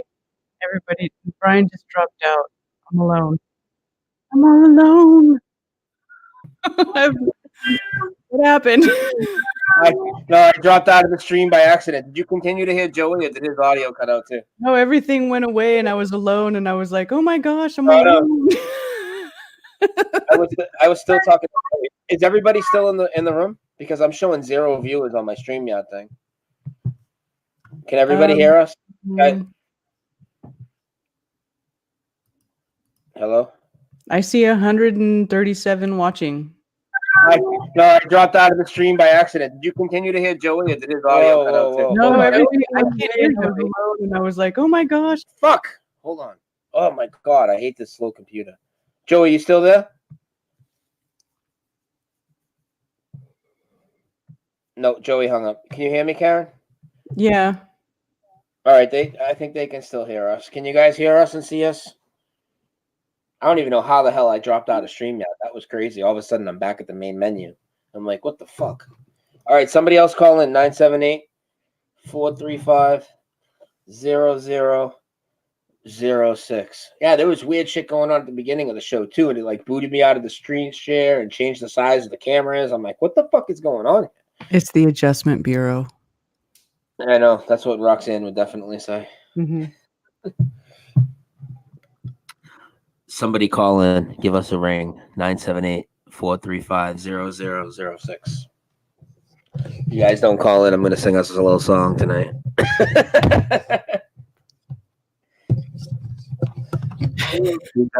Who's got requests for Karen to sing? No. I haven't. Karen loves Frank Sinatra. If you guys start talking about Frank Sinatra songs, I bet we can get her. No. Yeah, we can. All right, somebody else call in. Don't leave it all up to us. 978-435-0006. So we were talking about the dreams, Karen. Here we go. There's another call. This looks international. Dose of Reality. You're on with Brian and Karen. Who's this? Yo, Brian, it's Effie Baldy here from New Zealand. Hey. What's up? I knew it was you. What's up? Hey guys. Yeah, no, just enjoying the show tonight. Oh, awesome. Yeah. I just wanted to, I was having quite a bit of a laugh before about when Karen was presenting with the moon stuff. Yeah. And the old 14.5 quadrillion, quadrillion, zillion years ago. Yeah. I just had to laugh at that. But I also wanted to ring up and I heard you talking about dreaming and lucid dreams. Yeah. I used to have what I think they call dream paralysis. Yeah, or sleep paralysis. I've had an experience with that as well, and I'll get into that after. Go ahead, talk about it. I've had one experience with that really, really bad, and some crazy shit happened. So go ahead. Yeah, no, I think it was when I was a bit younger. Yeah, just a complete paralyzing of the body, and you're consistently trying to wake yourself up, but I never could, and it used to freak me out. How many times did that happen to you? Did it happen like reoccurring a lot? Because it happened to me like maybe a few times, but one time really bad. And this was like in the middle of those 2 lucid dreams as well. Like not in the middle of the dream, but like, you know, a few weeks after one and then maybe a month or 2 before the other. I noticed that mainly when if I didn't get enough sleep, you know, within a day, as there was 15-hour days and stuff like that, and it would, if I didn't get enough sleep, my body would just go into a really deep sleep, I suppose, and the paralysis would kick in, and you know, it's to the point where I'd just go completely numb, and then I'd have another dream where and then I thought I'd woken myself up, and then I'd try to get up, but I couldn't get off my bed. Yeah, that There's happened. some real freaky stuff. That exact same thing happened to me, and it was a crazy day. I remember the day too. I can't tell you the exact date, but I could find it out by looking back at videos that were made. It's about exactly a year. I'd say it's about 13 months ago, and I remember because Gloria was doing an interview with this guy Keith, and it was a fucking mess, and it was just taking forever to get it launched. And I was starting to feel ill, and I'm like, I'm going to lay down. I'll try and watch, but I'm going to lay down. And when I woke up, first of all, I had a bad dream, so I woke myself up. And when I woke up, I was like this, dude. Like first I would wake up, and I started shaking like violently for like 45 seconds, and then it would stop for like a minute, and then for like 45 seconds, then it would stop. This cycle went like 5 or 6 times, and then eventually when I was able to get up, this is fucked up. My dog was right here, and I go and get up, so he starts heading to the door to leave my room. I open the door, I follow him out. He gets up on the couch, and that's when I had this like weird electrical experience with the dog. That's a whole nother story where I was like running my hand across him, and there were like all these sparks coming off, like lighting up the room, dude. Like not just static electricity, which I thought it was at first. It was fucking crazy, dude. So yeah, I don't know if that's even tied together, but it all happened to me at once. Karen, you ever have sleep paralysis or anything like what he's talking about? And you're just like stuck? Because it's happened to me. It's scary. I actually, that's one thing that I have not encountered is sleep paralysis. Yeah, it's quite, it freaks you out quite a bit because it feels like you've got no control. And the more you try and wake yourself up, or you think you're waking yourself up and you haven't, the more scarier it gets. Yeah, it does get scary because you feel helpless. You can't even move. I know the feeling, bro. This has happened to me. I never even really talked to anybody about it, except I made a short video the day after that. But other than that, like I haven't really had a conversation with anybody about it. I didn't really realize how many people that happens to. Have you talked to other people about it? No, I haven't actually, because it was too freaky. It was just too scary at the time, and I thought, no one will believe me. A bit like Flat Earth, but yeah. But yeah, the other thing that I've had too is thinking that I've woken up and walked into the kitchen and made some breakfast, and then I think, oh yeah, everything's good, and then I'll wake up again. I don't know if you've experienced it. It's really funny stuff. Yeah, that's fucked up. Yeah, no, I don't know if I've experienced it that. You know what? You're a fucking weirdo. You're just a weirdo. Well, you do know I'm in New Zealand and I'm upside down at the moment. I know. All the blood must be rushing to your head like Scott Kelly. Yeah, but no, great show, guys, and yeah, just some interesting topics. Hey, thank you. Thank you for calling. Thank you. Not a problem. I'll be calling more often. Yeah, much respect to you guys awesome. and everything you do. Thank you, brother. I appreciate it. Okay. See you later. All right, Have a good night. Nolan's Flower was just in chat saying that she had a dream where she saw an old hag in her dream, and there is. Somebody told me the name of this creature before. I can't remember the name of it. I'm trying to look it up, but that is a thing where a lot of people have seen that, where they have this woman that everybody describes as an old hag that shows up in their dreams. I wish I could remember the name of it. But if you search, I mean, it comes up. If you say old hag, there is like an old hag dream creature that a lot of people experience. I wish I could remember the name of it. Dose of Reality, around with Brian and Karen. Who's this? Hey, my name's Richard. Nice to talk to you guys. Hey, what's up? Both of you were part of my first people I found waking up, so I want to thank you both for that. Oh, awesome. Real quick, I had real quick, I had a couple things I wanted to tell you about. You had just done recently a 9/11 video that I loved and I did not download. Is there a place that you still have those somewhere? And also, I went over this photo. I don't know if you just saw it recently. It sold for $200,000 at the Wolf of Wall Street. They redid it with the real guy. And it was all over my Twitter feed, and I didn't know why. And I looked at it, and there's a lot of 9/11 coding in it, which I thought was interesting. I don't know if you noticed that. So they just like redid a Wolf of Wall Street thing for no reason, and now you think it's probably just to push all that symbolism and shit in it? Is that what you're saying? Yeah, because in the photo, as you know, photos are, they just create it. So there wasn't an actual ticker tape, and they had numbers across the screen, and the first two go into a 9/11. And then there's also just paper flying all over that looks just like planes flying into the buildings in the back. Oh, so all right. Yeah. I think it's pretty amazing that they're still just flaunting in our faces. Yeah. And the very last thing, and then I'll let you go. The Mariner 6 and 7 space mission, which I didn't know anything about, is this a Mandela thing that we sent these two satellites out and they took pictures of Mars a week after we did the moon landing? And in fact, one of them had to be moved robotically from Earth.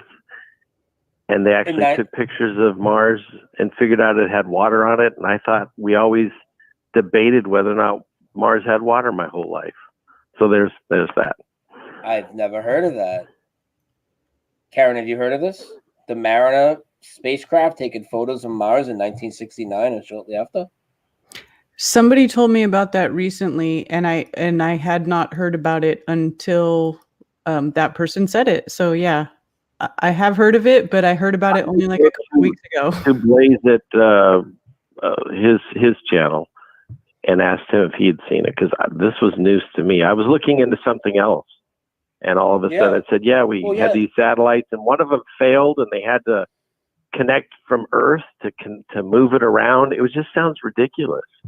Yeah, it does sound ridiculous, but like you said, the anchor memory for that for me would be, dude, we definitely had those conversations my whole life about if there was water on Mars or not. I mean, now it says that they found trace amounts back in 1969. Oh wow, I don't know. Yeah, that's crazy. That's the first I heard of it. And now they're saying things like to kind of make it sound like, well, it even says in the article, well, the reason it wasn't talked about a lot was we had just done the moon landing a week before, so it kind of got lost in the shuffle. I'm like, what? swept under the rug like fucking Black Tom into a POL, you know what I mean? Yeah. They just kind of create this backstory in case somebody looks into it. Yeah. That's crazy, dude. Yeah, check out Mariner 6 and 7. They were launched at the same time. All right, I will. Karen, can you bring that up? Mariner 6 and 7, just so I can see it. Okay. It says.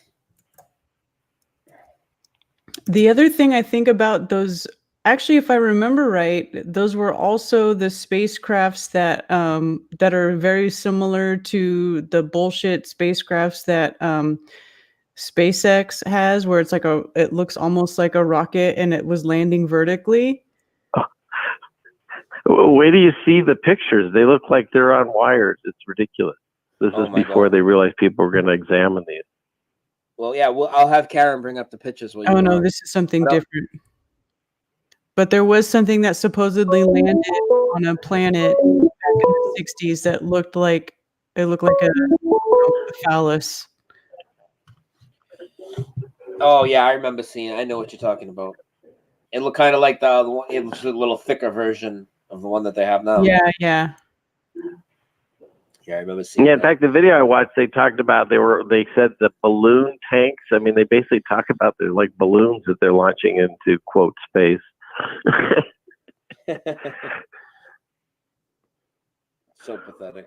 While you're doing that, if you do look into that Wolf of Wall Street photo, tell me what you see. I'm just curious. I was going to email it to you. I didn't know where to send it. Oh yeah, I'll pull it up. I'll have a look at it a little after because I want to look at it for a few minutes. But yeah, Okay. my email is ricefoot@gmail.com, and if you want to email me tonight, and I'll try and send you the link to where you can find those YouTube videos for 9/11 that you asked about. I don't want to just say it on the air. Oh, I'd love it. How do you Yeah. spell that? The email again? Ricefoot, RICEFOOT @gmail.com. Thank you so much.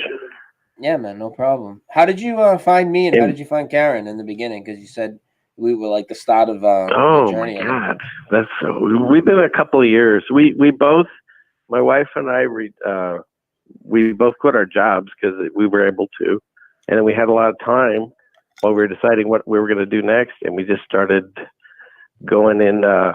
We were sitting on the porch with my kids, and something came about where I was reading an article about the Mandela effects.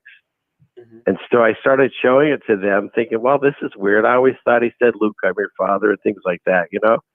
And it was just kind of like everyone was just laughing, and then they all just, that was it. Then they went about their night, and I couldn't stop. And that night I stayed up, and I spent probably 48 hours just watching videos, almost like in a ball curled up, shaking. You know what I mean? It's like, oh yeah. I was, what is going on? It rocked my entire world. And I was trying to explain it to my wife, and she didn't quite know what was going on. And then it was like, after I had gone through 2 days of trying to figure this out, then she went into it. And she was gone for like 2 days. And then we came out the other side. And it's like, then we spent a lot of time trying to figure out who's doing it, how they're doing it, why they're doing it. And then we decided none of that matters. I saw another guy that, I forget his name, but he basically just said, just use it as a grounding, if you could, to tell you that you live in a supernatural world that they're trying to tell you don't. Exactly. And that's how I see. None of the effects make me nervous or afraid anymore.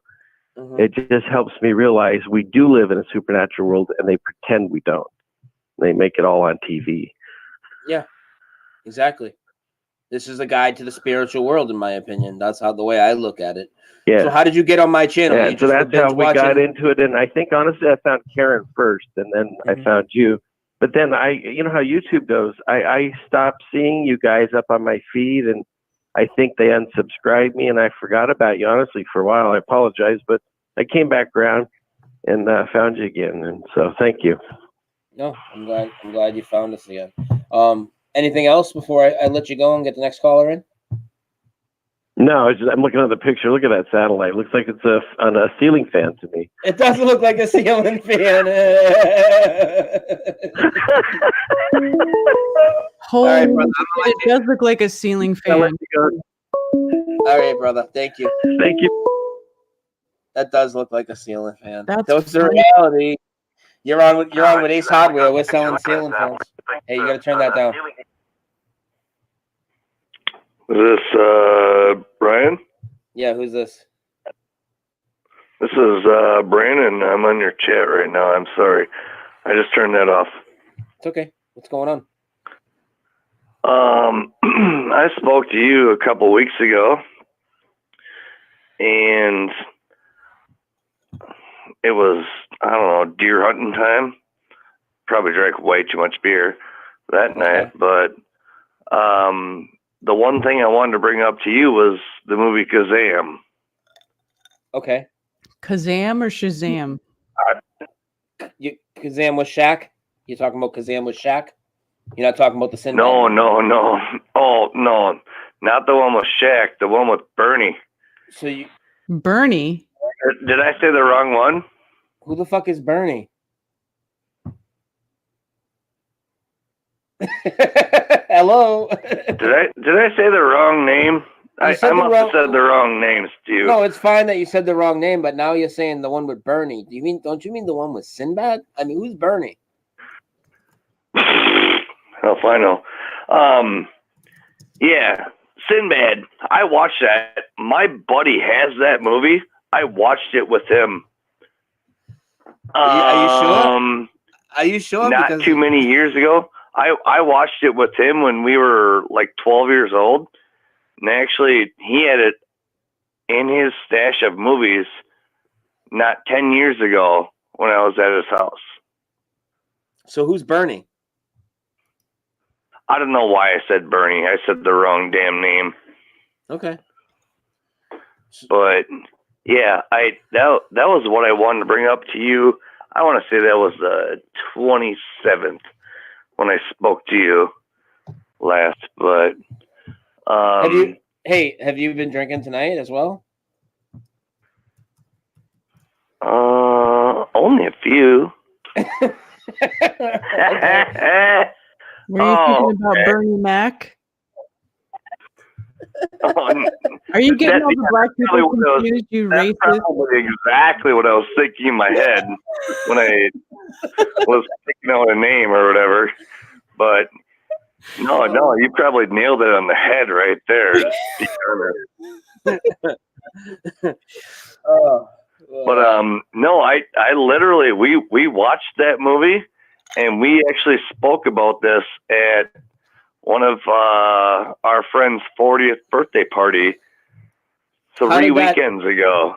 How did that? And okay, he goes, other than the Mandela Effect conversation, how did this movie come up at all 3 weeks ago? This shit ass fucking Sinbad movie.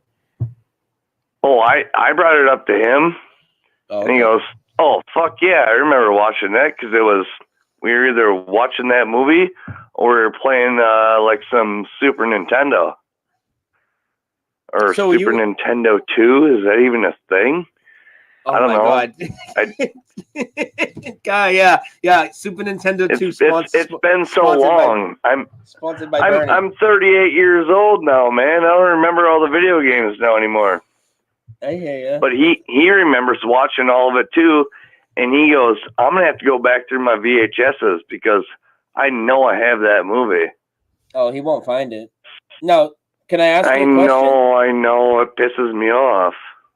So you actually enjoyed the movie? Because that's a Mandela effect right there, because I was under the impression nobody in the world actually liked that movie. Oh, no, that movie was fucking hilarious, dude. Wait, which movie? I loved it. The Sinbad Genie movie, Shazam. Oh. It was fucking hilarious. What are you going to say, Karen? I was listening to Lift the Veil. And he started talking about the Mandela effect, and he had a caller. This girl called in. She's like, I watched that movie every day when I got home from school. I watched it so much that it became an argument between me and my family. That's how much of an angry memory it was for this woman. She was like, they used to yell at me because I watched it so much, and now it's the movie didn't even exist. I mean, that just blows my mind. Okay. I was probably 12 years old and my friend was 11 years old, and we watched it at his place multiple times. I remember it like to a T, damn near. Well, I'd be lying. Yeah, I am lying. But I remember watching it like a bunch of times. But I'm not lying for the fact that I say that I watched it anyways.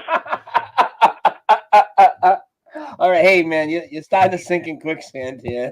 What else do you want to say before we get to the next caller? I can't remember every single word like I do Austin Powers. I mean, there wasn't any fembots in the other movies, you know. Yeah, baby. Oh, behave.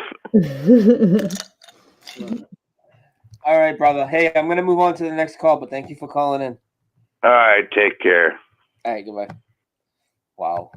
Yeah. Take some coffee, bro. Wow. All right, next call. 978-435-0006.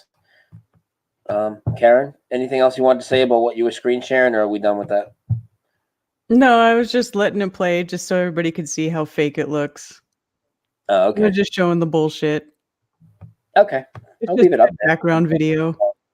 Yeah. All right, somebody call in 978-435-0006, and you answer the phone when it. I'll pick it up, but I'm gonna go grab a beer, so you greet them. Somebody call in so I can go get a beer out of the fridge, please. Thank you very much. That guy was hammered.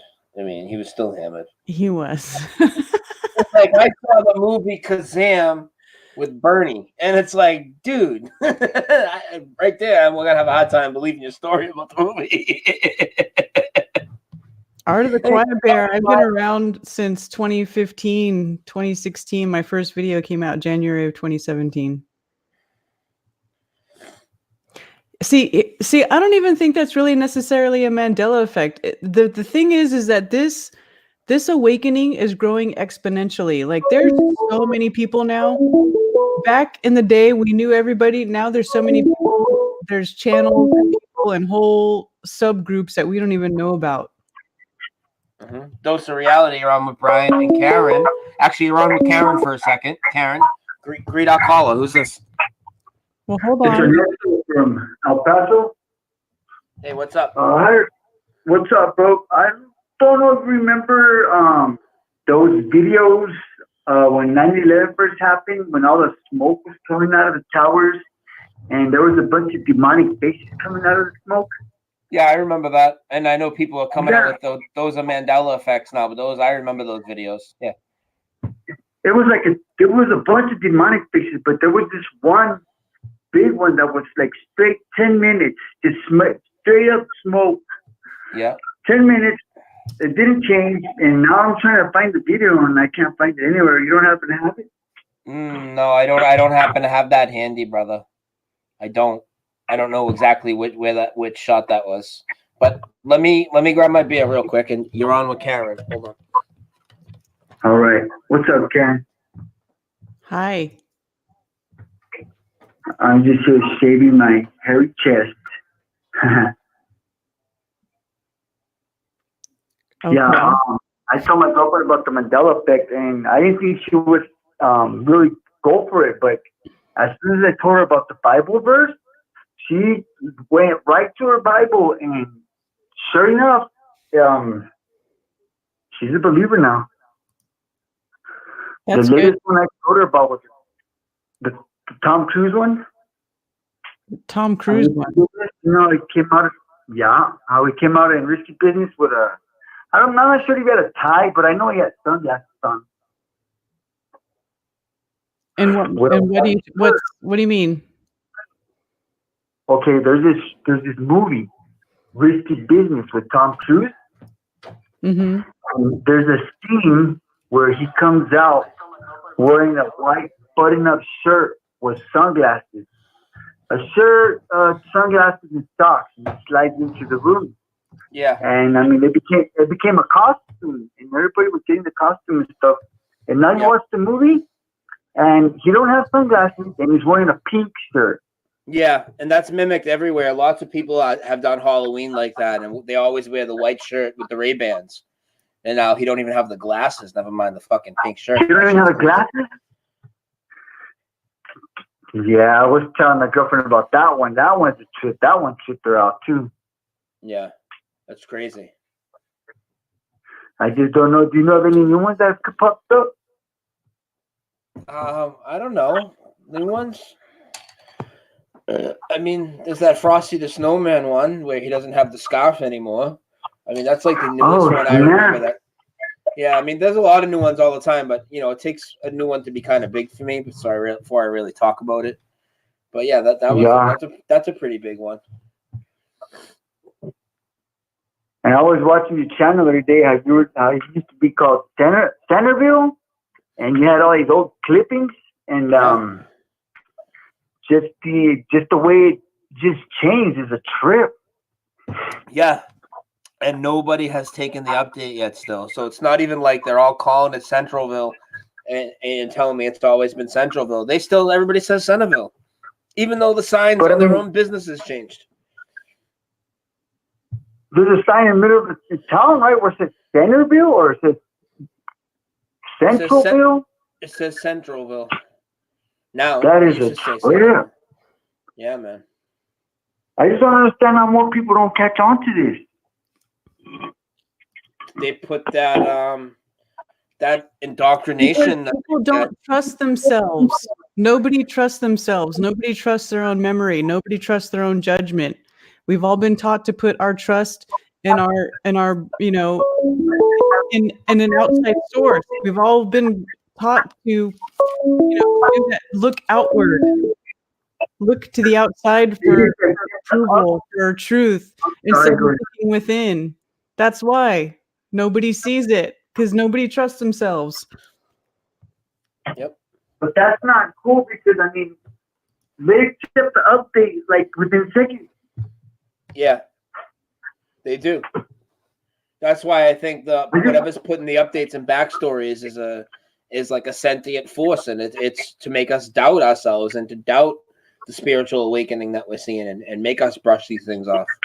And unfortunately, most people just take that. They resonate on that frequency, and they just take that right in, dude. You know what I mean? People like us, we see that, and we're like, no, fuck that backstory.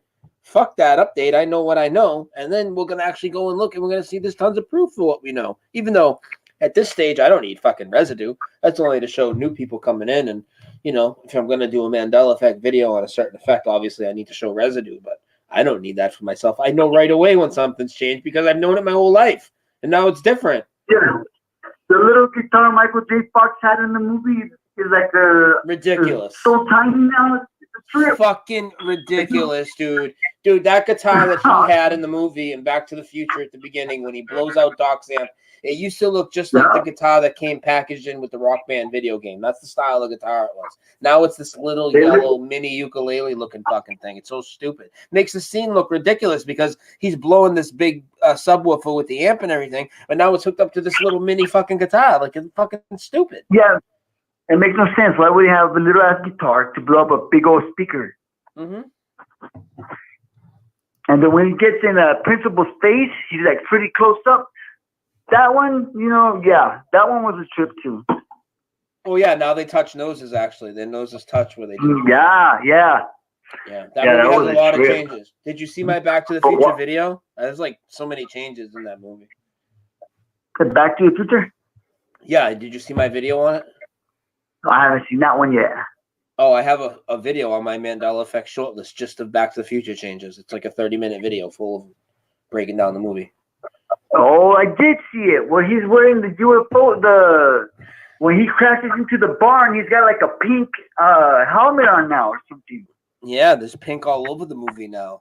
It's a whole bunch of shit. You never used to. No. God, this shit's freaky, bro. Yeah. I just wonder how worse it's gonna get. I wonder like how much is gonna change. Actually, gonna change.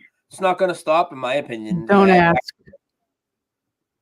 Right? Because she'll find out. It's a trip. I tried telling my mom. My mom looked in the Bible, and in the Bible, she looked at the one verse, the lamb and the wolf. But at the end of the passage, it mentions lamb, so she justified it that way. Of course. I'm like, lamb was in the beginning, not in the end of the verse. Yeah, I know. Yeah, so it's like, God, I just wish people would wake up. I mean, I'm thinking if we were to all wake up collectively, maybe something would happen, Well, that's what you're seeing happen. We are waking up collectively. Maybe not at the speed that me, you, and Karen would like to see, but it's certainly increased tenfold in the last 5 years as compared to 10 years think about it. Think about, I think about when I used to look into 9/11 back in 2006, 2007, which is when I woke up to 9/11 possibly being a lie. Nobody was talking about it. very rare. Nobody wanted to talk about the moon landings being fake. I didn't even know about flat Earth. I mean, it was very taboo to even talk about 9/11. Okay, and now look. When 9/11 happened, Now look how many people there are to talk about this stuff with. And 2006, I mean, the internet was there, social media was there. We had ways to talk to people. It's not like that it wasn't around. It was around. Okay, but now, ever since 2012, you know, it's been growing exponentially. Like 2012, 2011, that's when I really started getting into stuff. I didn't get to flat Earth till 2015, but 2012 I was looking into stuff. I had been looking into stuff for a few years by the time I had got to flat Earth. So it is growing exponentially, but you also got to think about, you know, there's a lot of people on Earth, and not everybody's going to come to the same you know, realization at the same time. And I think, you know, if that did happen, I don't know that that would necessarily be a good thing, because everybody would be freaking out. It kind of has to happen in at a certain pace for that everybody, you know, can sort of be brought into it in a manner in which that we don't cause mass chaos or panic, or, you know. Do you think CERN has anything to do with it? No. No, it's just something that's happening. Like I don't.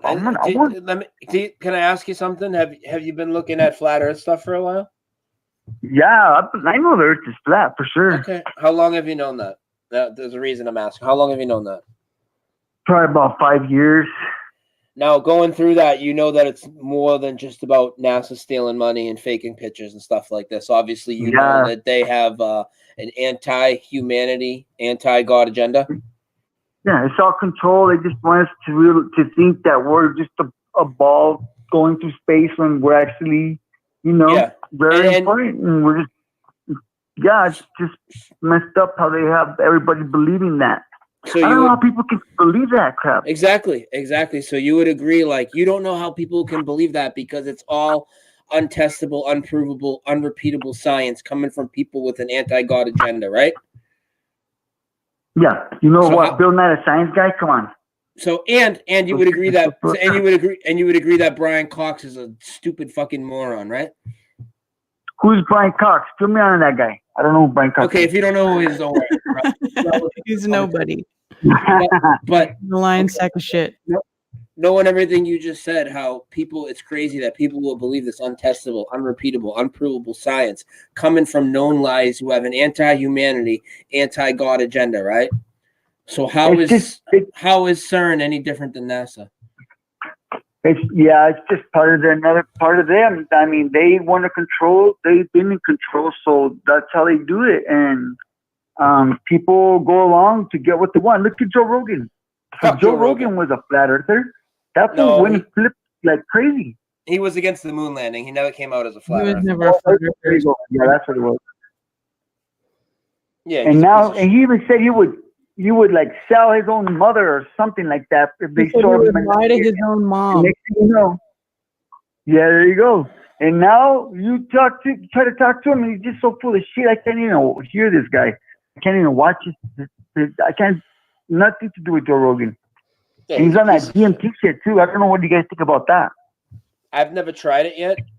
Karen, I know you have, and I know you've had positive experiences. Karen, have you listened to Joe when he talks about it? What type of direction does he spin it that there's got to be some sort of agenda? Actually, I don't listen to Joe Rogan, so I haven't listened to what he said about it, but I would take anything he said with a bucket of I don't believe that guy.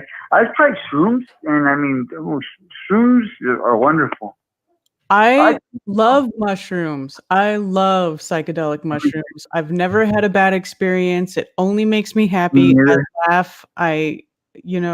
It's a good thing. In my opinion, it's a good thing. In moderation, it's a good thing. And you can even see, like, there's people who are using microdosing mushrooms or mushrooms to treat certain psychological disorders like depression. I can see how mushrooms would treat depression because I'm not a depressed person. I eat mushrooms and I just laugh my ass off. I'm just happy the whole time. Oh yeah. So, The time I did shrooms, I was about 15, and my mother chased me to the whole house, and I just could not stop laughing. I was staring at myself in the mirror, and it was hilarious. I had a blast.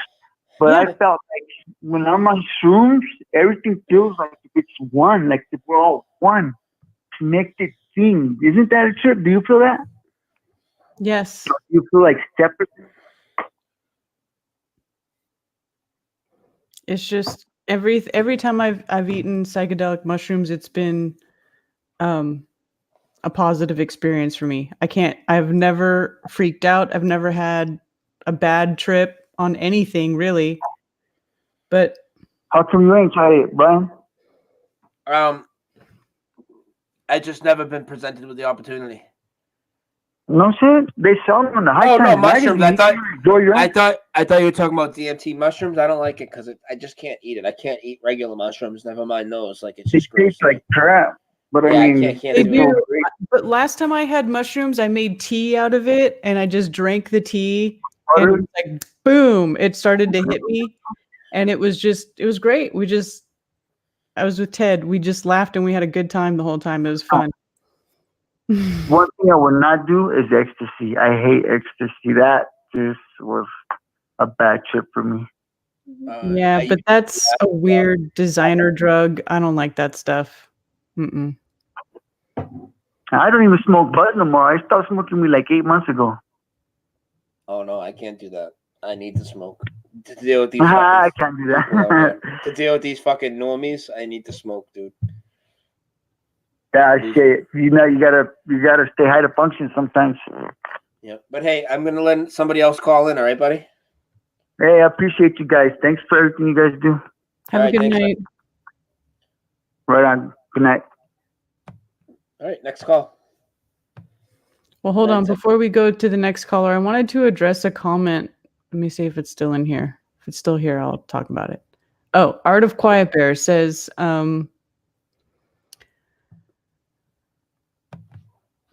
what did you say? Where is it? Oh, darn it. Oh, but it was something to the effect of, he says he thinks that there are multiple timelines that are slowly converging into one grand timeline. It's not that there's multiple time. This is my opinion on it. You could take it for what it's worth. This is just how I think about it. I don't think of it as multiple timelines. I think of it as everybody has their own perception of time. So you could look at it as there are many timelines as there are people. Just, everybody's got their own timeline. Everybody's got their own perception of what happened, their own reality, everything that they've witnessed.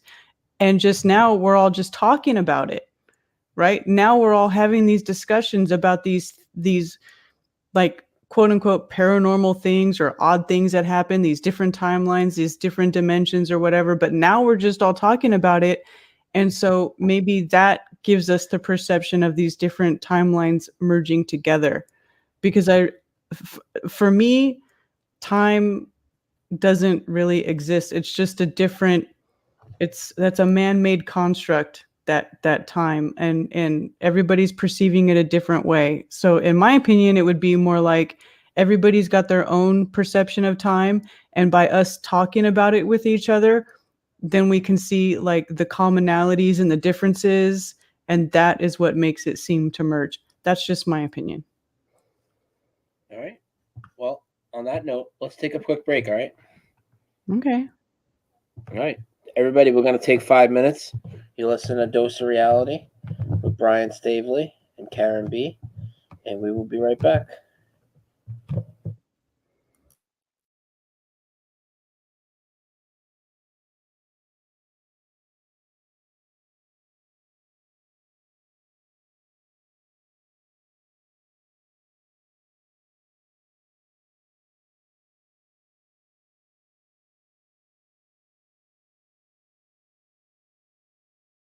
Sorry, my computer's going wicked slow. Give me a second.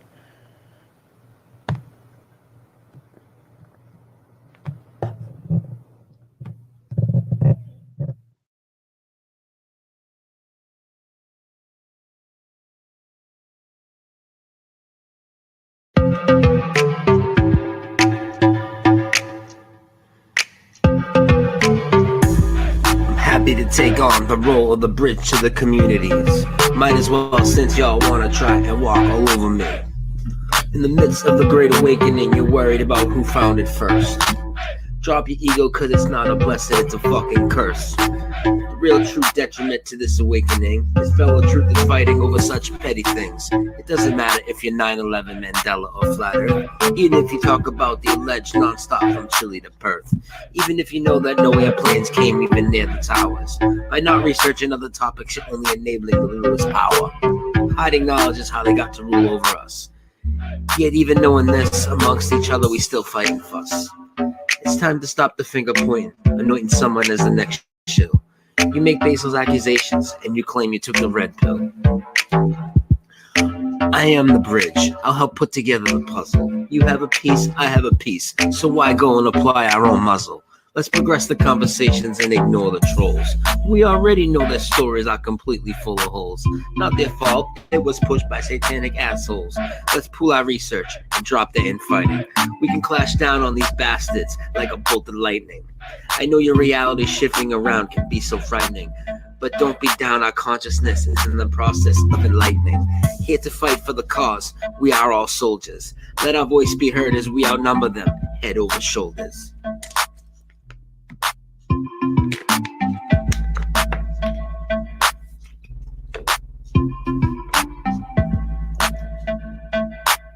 There is no one ultimate truth. I thought that was 9/11. This was before digging into NASA and all their maskings of heaven. We don't know what happens when we die, or how the celestial bodies even hang in the sky. Don't act like you know it all, you're starting to sound like Bill Nye. We need to know who put us here and why. Do you see what I'm saying? The game is far from over and we're all still playing. In the grand scheme of things, we don't know shit. But at least we admit, NASA and this did the opposite. And with the truth, they always hit it.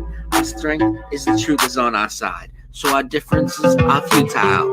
These are the people that showed us ridiculous debris pile. Planar, no planar, dome or no doma. Who gives a fuck from here to Oklahoma? We know it's flat. We know it wasn't Arabs. They had our minds in a coma.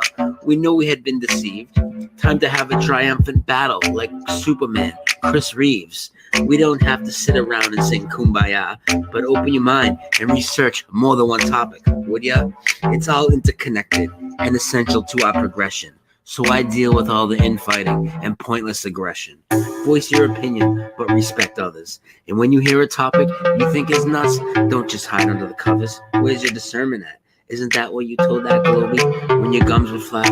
Another thing you should know is we aren't having false memories. Time to trust your senses or get caught in their web and be stuck in their trenches. I'm here to knock down the fences of borders for them to hoard us into some camp, give us some stamp. Come on, that shit is straight out of Alex Jones' FEMA Port Camp. Mark of the Beast, you already track like that. Don't believe me? Where the hell's your motherfucking cell phone at? I'm here to broaden everyone's horizons. If you don't agree with all my points, I'm just fine with it, as you should be, able to sit down and still discuss it all with me. Sharing knowledge is the key, and ultimately how we're gonna finally break free. Like what I'm saying? I'm Brian Staveley, host of the rawest truth show around, Dose of Reality.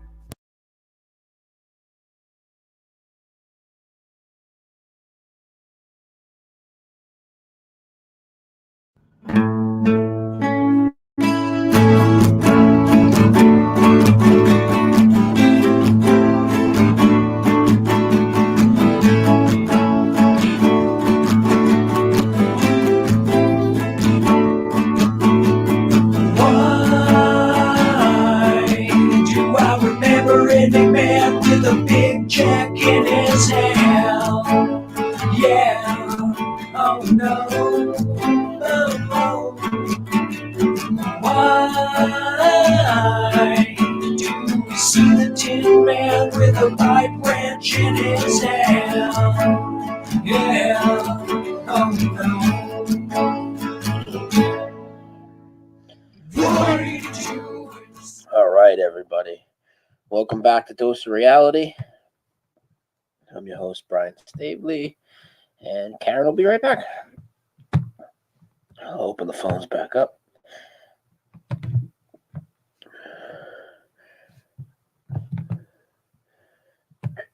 Hang on 1 second.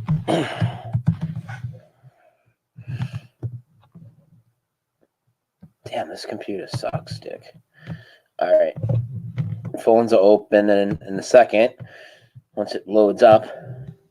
978-435-0006. And right before the break, we had up to 190. It always drops 20 or 30 at the break, but we're still at 164 strong, and it'll go back up. So thank you, everybody, for being here. Karen, how's the pizza? It's not pizza, it's avocado toast. Oh, my bad. With sriracha. My bad. With sriracha on it? Mm-hmm. Yeah. Has to be spicy. Nasty. I'm Who almost wants to call sriracha in? sauce. So I'll tell a little story while I'm waiting for a call. Okay.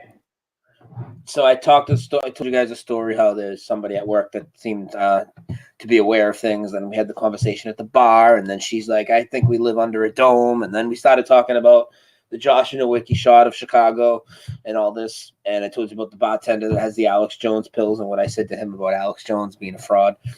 And then I'm like, I go back in the kitchen yesterday. Was it yesterday? What's today? Did I work yesterday? Yeah, it was last night, right? I go back in the kitchen, and then the two cooks that are back there. Now, this has nothing to do with that other person. She's not even there. And she actually works at the desk. She didn't work in the kitchen. So the two cooks are back there. One of them was like, yo, Brian. I'm like, what's up? She's like, you make money off your YouTube? And I said, oh, I never did. I said, but recently, because of things that are going on, I monetize it. But it's, it's very small pennies. But people did donate some money, a few $100s, in fact. And she's like, oh, yeah. And then she starts talking about it to the other dude. And she's like, yeah, but you do like 3-4 hour long streams. I said, how do you know I do 3 or 4 hour long shows? She's like, oh, well, Krista be showing me. She was creeping around on your YouTube. And I'm like, and this isn't even the girl I told you about. This is another girl that works there that showed this third girl my YouTube channel. And then the guy that she's talking to, this might sound like a little, it's not even about racist, but it might sound like it's a racist type comment or a stereotypical comment. I really do think, and this other guy she talks to, he's a black guy, he works in the kitchen. I think that they're, for very good reason for a lot of them, they're very quick to question the system. You know what I mean? So right away, he's like, oh, what do you talk about? And I didn't say like flat earth Mandela effect, but I kind of gave him an idea about how things against the system, against the news and this and that. Oh yeah, that's definitely what I want to see. You know what I mean? I'm telling you, a lot of black people don't trust the government and the media. Well, they shouldn't. They shouldn't. No. They've been used as scapegoats. They've been used to manipulate the masses because they've, this whole thing with like slavery and racism and all this stuff. It's and all the laws that have been put into place that have been related to, not directly, but they've written certain laws that specifically target black people. Like they introduced crack cocaine into the ghettos, and they got all of these, minorities hooked on crack cocaine, and then they made it so that if you got possession of crack cocaine, the punishment was like 10 times worse than if you got caught with pure cocaine, which is what white people use, like, right? So white people will have like cocaine powder, like pure cocaine, and they'll be snorting it, right? And then they introduce crack cocaine, which is, cheaper for poor people in the ghettos. And then they make the punishment worse for that. And so they get them all put in jail, right? And they sort of like, through stuff like that, they held them down. And then, to keep the white people under control, it's like, they'll do all this horrible shit that's bad for everybody, right? But white people will be like, well, at least I'm not black. At least I'm not in the ghetto. And with the whole black people shouldn't trust the fucking government. They should be more skeptical of it than us, and they are. A lot of the good truther channels are black people. Yeah, of course. And as far as the whole crack epidemic, we know that the CIA is behind it, and not only that, we know that not only did they increase the laws on the crack as compared to the coke and targeted the blacks like that, let's not also forget that they pushed the crack through all the rap music that they put out at the time, where they glorified it, and music is very influential to people. And not only that, they also owned all the private prisons where they would eventually put these people in, so then they were making money for them for 10 years on top of that after however long they got them sentenced for. Exactly. They put them all in the prisons, and the prisons are for profit. And then they make them work for like 40 cents a day. And what are those people in prison doing? They're making product that these corporations are profiting off of. A lot of the stuff that you see that says made in America was made by prisoners on slave labor. No shit. Yep. So they shouldn't trust the government. Nobody should trust the government, in my opinion. Obviously, I don't think anybody should trust the fucking government. But yeah, especially black people, because they were pushed down, you know, purposefully to help perpetuate this bullshit control, conquer, and divide and conquer lie. I literally, it's like every black person I've ever talked to about just the entry level stuff, like they all think 9/11 is an inside job. I mean, really, I mean, I've noticed that a lot of people I talk to, you know, they're like, yeah, fuck that, fuck the government. The government did that. You know what I mean? I mean, yeah, how much deeper it goes, that you know, is up to each individual. But a lot of people, you know, yeah. So right away, people. So now there's like all these people at my work that are watching my YouTube. So there it is. Good. I hope they learned something. You know. Yeah. Good. Welcome, Brian's coworkers. Cheers. We're the fucking best. You guys didn't know. You fucking run shit, motherfucker. Fucking East Side, bitch. Somebody call in before I fucking fail out here. 978-435-0006. Call in. It's true, man. That whole race baiting thing, you could do a whole series of shows just on that stuff. I mean, it's fucked up. Yeah, and they've done it to the natives. They've done it to everybody. They get groups of people to hate other groups of people rather than the people in control pulling the strings. Yeah. And then they oppress certain groups, you know, like I was just talking about, they'll oppress minorities so that they're oppressing everybody, but they'll oppress minorities more so that the majority of the people go, oh, well, at least I'm not them. Yep. Dose of reality. You're on with Brian and Karen. Who's this? You can finish, Karen. You can finish your story. I was listening. No, hey, Sweeze, what's up, dude? You know, just chilling, man. Just baked as fuck as usual. You know. Nice. That's how we like it. Of course. How are you guys doing tonight? I'm pretty good. I had a nap, which I definitely needed, or I wouldn't be here right now. So sorry we're a little late, but now I'm good. I feel like you only take naps, Brian. I don't think you ever get like actual sleep. I know. You're always fucking streaming. I know. So I did see the Mandela Effect movie. I'll get that out of the way. Okay, give us your thoughts. I won't even say anything. Go ahead. You got the floor. Well, I mean, to be honest, it's exactly. I was telling everybody exactly what it was going to be like months before it came out, and it's exactly what I thought it was. I mean, it's obviously the first thing it's showing us. Well, showing the viewers is anyone that believes this is basically insane. And if you, and then basically the second point they're trying to get across is if you do believe this is happening, it's happening because of science. Yeah. You know, those are the two main things that it was basically saying, in my opinion. Yeah. Yeah. I mean, the fact that they made a movie about it to basically detract people from fucking looking at it just proves even more to us that it's real, obviously. Oh yeah, well we're way past that point of knowing that it's real. I mean, I knew this was real so long ago now. You know? Right, exactly. Something I've been thinking about lately is, and this movie had nothing to do with the way I'm thinking, is I always thought the simulation theory was the most practical way to explain what's happening. But I also agree with you in the fact that I know I have a soul and I'm not a simulation, you know? So what if it's both? What if we live in a simulation, but we're not a simulation? Well, know what I mean? I've said that is possible because there's a lot of simulated things around us, but I think we're still on God's green earth, and we still have a conscious connection to a lot of the things in the sky, and we have a soul and a connection to each other. But we know that they simulate space. We know they simulate terror attacks. We know the money's fake, the politics are fake, the religion is fake, the food is fake. Yeah.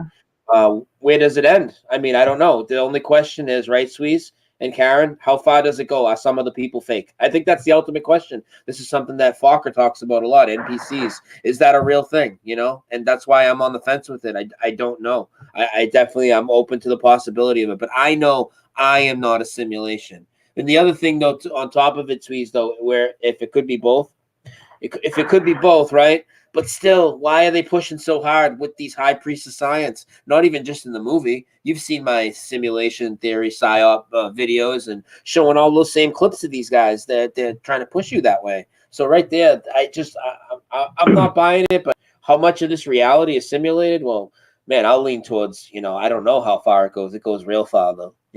What do you think, Karen? Right. Yeah, go ahead, Karen. Well, I would agree. I mean, I think that we live in a physical world, an actual creation created by the creator. That's how we're even able to live and exist. But I think the simulation is all the falsities, like space, the illusion of, government is a simulation. These sorts of things, us having to depend on these outside entities, these quote unquote controlling entities, these authorities, that's the simulation. But I think where we actually live is a real creation. And then and the reality of it is this I'll buy that. they presented with us, they present us with is the simulated part. Yeah, it's like God's Right. creation, right? We're on God's creation on the earth, right? On this plane of existence, this realm or whatever. But then Satan's trick is this overlaid matrix that's over it. It's the veil. Called the Veil matrix. is the simulation, right? Yeah. Yeah. Yeah, I mean, it's definitely a possibility. And I'm not saying I'm even leaning towards that way because I honestly don't believe in the simulation really at all. But I mean, it is a possibility. It's something to think about.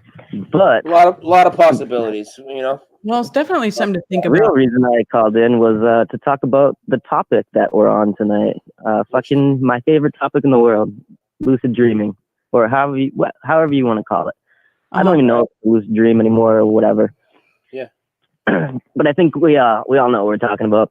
And Yeah. Brian, I don't know if you remember, bro, but like the first time I called into your show, I was talking about this, and I was telling you how I thought as we got closer to whatever the end game is, like with this Mandela effect thing, I had a feeling that our dreams were going to be becoming a lot more prominent and important.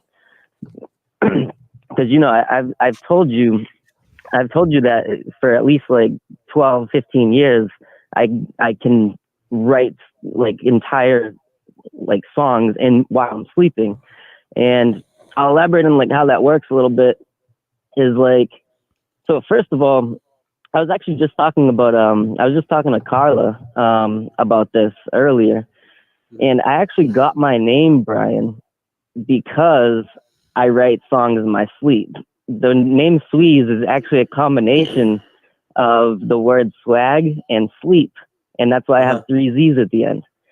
Because I would be in the studio and I would be working like all night on something, and I would fall asleep on the keyboard all the time, like if I was like writing a song or whatever I was doing. And whatever I was doing at the time, I would wake up immediately and just start doing it like in a second, and like not even thinking about it, And so a lot of times my roommate, he would wake me up at like 3, 4 in the morning, and immediately I would wake up and I would write a chorus. Like that song "Wishing on Me" was written because I had a dream where I was performing a song, like physically performing, like I was there, I was physically performing a song with this girl I didn't even know, like I never even met, and I was performing a song that I've never even heard before. So that song was still in my head. And Karen, you talked about dream journals, And my mother always told me to keep dream journals because they're important. So I did. And immediately, as soon as I woke up, I wrote that whole chorus, you know, like instantly. Didn't even have to think about it, you know? So that's like, I always felt like I was physically in another reality, actually doing these things. Does that make sense? Yeah. And that's where it's sort of like a fine line between lucid dreaming and astral projection. Right, exactly. I agree. I think it's like almost like in between those things, because I don't think it's a lucid dream because I don't know I'm dreaming. But yeah, he would wake me up and eventually he was like, they used to call me Boston. That was my old stage name. And I was trying to think of like an original, like a new stage name that nobody else would have, you know, Brian? So he woke me up and he's like, damn, Boston, you even got swag in your sleep. So we took the SW from swag and the 2 E's from sleep. And then I put 3 Z's at the end because I'm the sleeper in the game, you know? Yeah. Like, so it has multiple meanings. Shit, I forgot what I was talking about. I'm way too big right now. It's funny. But dude, you gotta before I forget, you gotta give me that caller's name. I mean that caller's number. I just want to talk to that guy. He was so funny. The drunk guy. What, the guy from earlier tonight? Rolling.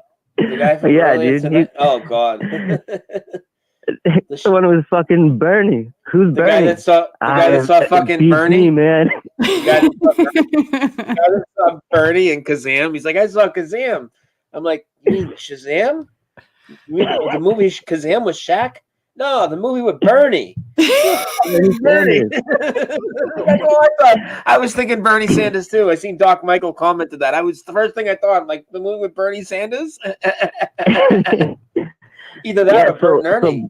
So Brian, you were just talking about having a dream that you woke up from, but you still weren't awake, right? If I'm understanding that correctly? Oh, I was talking about a dream that I woke myself up from because I was scared. I looked at the clock, told myself the time, went back in the dream, and reassured myself that, you know, chill out, it's the real time. And I did that several times. Oh, okay. It was a caller that said something about he was in a dream. He woke up, went into the kitchen, made food and all this, and then he realized he woke up again. Like, so he wasn't awake yet. That was a caller. Gotcha. And definitely it's definitely something you're only gonna dream. Well, I mean, in my experience, I found that you're going to dream whatever you're focused on throughout the day, you know, at that time. Like right now, I'm not focused on music, so I'm not writing any songs in my sleep at all. My completely, my brain is not in that mode. You know what I mean? So I know they're important because I could, like, let's say I had like a deadline where I had to finish a certain song. I would play that song like on repeat, like the instrumental, while I'm sleeping. And then I would write that song, like that beat would be the theme of my dream. You know what I mean? And I perform in the dream. You know what I mean? So it's definitely something that they're not totally random. Absolutely not. See, what I thought you were saying, Brian, is that you woke up, but you were still dreaming. Like, have you ever woken up in a dream? No, but I think that's exactly what the caller said. No, I haven't woke up and been in a dream still. That I can remember. If I've really thought about it, maybe, but nothing that really sticks out as you're asking me here. You know what I mean? Right. And that's happened to me. It doesn't happen very often, but there are several times that I can remember that I literally woke up and started my day. Like, just woke up, started my day. Everything was normal. But I was still sleeping, you know? Like, I woke up while I was sleeping. I'm going to run to the bathroom, but stay on the line with Karen. I'm going to run to the bathroom, okay? Yeah. I just don't want to step away. I don't mean to cut in, but I don't want to step away and not tell you and have you be like, oh, where did he go? Give me 1 minute, all right? Just talk to All right, you're Karen. good, Brian. I'll be right back. Be safe. Be careful. Don't get kidnapped. Tell him I sent you. You get What a up, good Karen? Hey. You're supposed to go with him, Karen. You guys got to have a buddy system. Can't get dangerous on the way to the bathroom. That's a long trip for me. It's funny, like I was telling Carla earlier today in the chat, like to do the dream journal thing. Because honestly, I think you only have like a 10 to 15 minute window to like remember actual important details of the dream. You know what I mean? Like after that, everything gets kind of like fuzzy. You know what I mean? It is fleeting. You know, I used to keep a dream journal because somebody told me back, I was in my late teens, early 20s or something like that, to keep a dream journal because I used to have a lot of crazy, vivid dreams. And so I started keeping a dream journal and I would write them down. And I mean, I had some doozies, man. It was so weird. And one day I went back and I started reading my dream journal. I would write them down and I would never go back and look at them. And then one day I went back and I started looking at my dream journal and I was reading it. And it was so fucking weird to me that I just was like, you know what? I don't think we're supposed to remember this. Because it was so weird. It was so weird to me at the time that I was just like, I can't. I'm like, what the hell is in my head? It was so bizarre, all my dreams. And I threw it away. I threw it away because I was like, I don't think that I'm supposed to remember this stuff. I think that we forget, you know, at the time, and, you know, and maybe I was wrong, you know, but at the time I thought, you know, maybe we're not supposed to remember this stuff. Maybe we forget our dreams for a reason. And I threw my dream journal away because they were so weird. The dreams were so weird. And it was just so disturbing to me to go back and read it. And like, I was like, what am I looking at? What is going through my head? And it was kind of scary. I tossed it and I stopped doing dream journals. I don't know. I might start another one. You don't do them now? Are you going to start again? Or? I don't know. I might start another one. I'll try it again. But back then, I mean, I had pages and pages because I used to dream a lot. I just had so many pages and pages of dreams. And then I went back and I read it one day and I was like, this is fucked up. This has to go. And I threw it away. Even the most like fucked up weird dreams that you don't think have any meaning, I feel like even those have like hidden meaning in them, you know, like something your subconscious is trying to tell you something in the dream. It's so weird. Like one I remember in particular, I think the last one I read was like the one, it was like the final straw. I was like, okay, this is it. I'm throwing this shit away. It was like, I had this dream where I was dressed up in scuba gear. It was like me and somebody else, and we were dressed up in full scuba gear, and we were in this hotel, like in a hotel room in scuba gear. You're a fucking weirdo. It is fucking weird, right? Like it's just, that's what I'm saying. It's so weird. Okay, Is that like a weird thing, Karen? Huh? Is that like a weird thing to be in full scuba gear in a hotel? In a hotel room? Why would anybody have full scuba gear on inside of a dry hotel room? Like that's just weird, right? They have I had this dream that we were like in full on scuba gear with flippers and everything, and we're like walking down the hallway with our flippers, and we had to walk funny because our flippers were on. And we take the elevator and we go down the elevator and we go and we get in the pool, like the hotel pool, and there's sharks in the pool. And like some other weird stuff happened. Anyway, it was bizarre. And I was just like, what kind of fucked up? I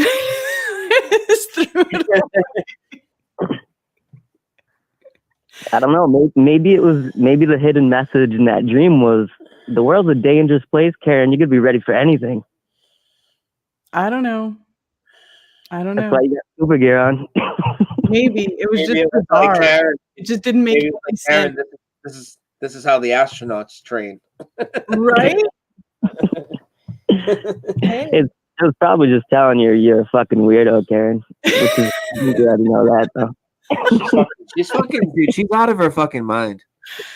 Dude, I would totally do that, though, Karen. You wouldn't just walk around a hotel in scuba gear? Just walk around in nowhere near water that you need scuba gear for in full scuba gear.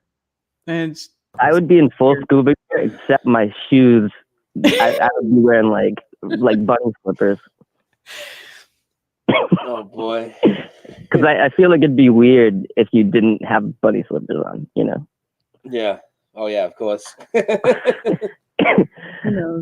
Anyway, that's a funny ass story, Karen. I like it. But yeah, I've been on for a while, so I guess I'll let somebody else call in. But right, always good to chat. Oh, Brian and Karen, I gotta apologize to you guys. You better. I haven't been around for a while, Brian. I got stuck in orbit, man. Yeah, did you? Were you in the trunk of Elon's car, or where were you? McDonald's, man, he gets me every time, bro. Oh yeah, that's right. Gets me Orbiting all every the time. orbiting all the fat fucks down there because they got all the center, fucking all that mass. I told you, man. right. I'm a small dude. I gotta be careful. I should have know. been wearing my scuba gear. I know. All right, sweet. All right, guys. Well, you guys have a great night. I'll be listening. All right, brother. You know what's funny is there was one thing that I did notice about my dreams, like the reoccurring theme in a lot of my dreams was water. Yeah. Being in water or having something to do with water. And I don't know why. It was I had also used to have a lot of flying dreams. A lot of dreams about flying and a lot of dreams about water. Karen B, the flying mermaid, flat Earth witch. Chill.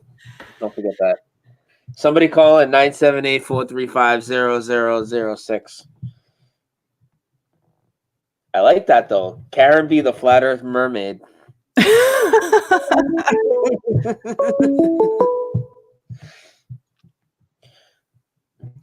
Dose of reality. You're on with whoa, turn that down. You gotta turn that down. Oh, hey. Dose of reality. Dose of reality. You there? You're Apologize. you're on with about a late teenaged Anakin Skywalker and the flat Earth mermaid witch Bigfoot penis lady Karen B. Crap. Okay, well, hey, first off, I want to tell you something. This thing is getting kind of bigger. I called in earlier about this Mariner. There's it's a Mandela thing I want to talk to you about. But before I do, you were Karen. Oh my God, my wife reminded me. So you got to hear when I started waking up, and she was at the same time. We could talk about anything. We could talk about aliens, lizard people, fallen angels. We could talk about it all. She even got the whole, pedophile satanic thing. We're all on board with everything. One morning, I was up early and I watched your video on Flat Earth, and it broke me, and I didn't know what to do because I didn't want to watch Flat Earth. Those people were stupid. I believed in everything but that. But everything kept pointing me towards this, and I watched it, and it blew me away. She wakes up, and I didn't know how to tell her this. She walked out, and she could see this look in my eyes. I was like this pale on my face. And I said, honey, I want to tell you that I think I might believe in Flat Earth now. And I could just see the look on her face like, oh, you poor thing. She believes in everything, but now I've lost my mind. And I could just see her just like, okay, well, I'll look into it. And she reminded me, again, it was your video, Karen, and she was like, I don't know how anyone can not watch that and not believe, we are Flat Earth. Which so video of Karen's? You know that. The My Path Flat Earth video? Caller, which video? The one, which of her Flat Earth videos was it? It has to be the first one from My Path to Flat Earth. Yeah, I think it was exactly that. Yeah, it's pretty great. So she reminded me of that. And, you were asking about the dreams. You were cracking me up, but I started thinking about that. Like, maybe you're absolutely right, because there are certain dreams, without writing down, I still remember my entire life. But then when I did write down weird dreams, and some of them were kind of like, they're not nice. They're not good. They were bad images and stuff. And I'm thinking, well, if we're tapped into the spiritual world, two people can tap into that, God and Satan. And maybe the ones we're supposed to forget for a reason. Yeah. Maybe you were right, Karen. I kind of like that. Just like everything, just like with the this reality changing around us. I think that there's an evil force at work as well to make us doubt that. It's like a spiritual battle in the dream state. I mean, there's a spiritual battle in every aspect of this realm, I think. I mean, you know? Absolutely. Okay, so here's the Mandela. I started after talking to you, I looked into this Mariner 6 and 7, the ceiling fan. And there was actually a Mariner 9, another ceiling fan. And guess what it decided? In 1971, this one turned itself into an air conditioner? What's that? No, I'd say, what did the next one do? Turn itself into an air conditioner? Oh, what happened? Yeah, just about. It proved in 1971, Mariner 9 proved there is water on Mars, or was. They proved it back in 1971. Wow. And so I'm screaming at this is BS. Yeah. I never heard of that. That is insane. Because like you said, I mean, dude, it's just like, you know, all the conversations that were never had about Black Tom. We had all these conversations, as fake as it all is. We had all these conversations how on Mars they were going to try, and they never discovered water. We talked about it, dude, just not that many years ago they hadn't discovered it, even a decade ago. Yeah, look up Mariner 9, the ceiling fan that discovered water in 1871. I don't know if looking it up as the ceiling fan will bring you back much results, but Karen, can you bring it up? Can we show it? Can we show it on the screen? Can we show the newest ceiling fan they got up there? They all look the same. It's funny. It's so pathetic, dude. And people believe it, and they think we're the fucking idiots. Look at the shit they believe. It's insane. I know. It's crazy. They just get this glazed look on their face. It's hard to explain. They just like, even some of them that agree that the curtain rods and duct tape or whatever that they show me that supposedly landed people on the moon. They look at it. I mean, it's just a joke. Look at these ceiling fans. They have a nice collection of ceiling fans.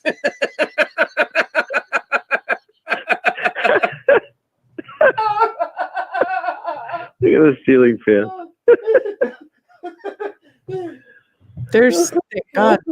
They are ceiling fans too. I know. Look at that shit.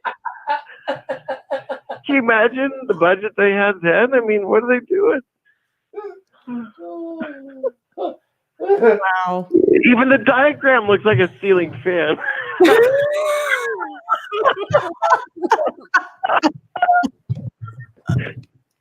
Oh, crap. What planet is this? I don't get it, man. Or plane. Yeah, what plane? That's plane. Sorry. Oh my god, dude. It really being attacked by ceiling fans. Dude, it even has a string on it to turn the light on. Look at it. Right there. But you know what? We've forgotten this technology. We've destroyed it. It's too expensive to rebuild it, right? And it's like, no, it's not. Just go to Ace Hardware. They sell I was gonna say, you just go to Home Depot. They got it for like $189. That's so funny. That's a shame.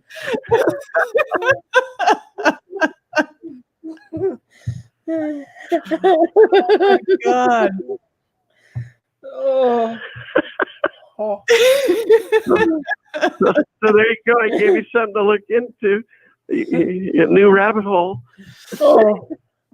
Oh my god! I'm gonna piss my pants. I'm gonna be told we're ceiling fans. I'm gonna need to look into ordering some fucking Depends because I'm pissing my pants over here.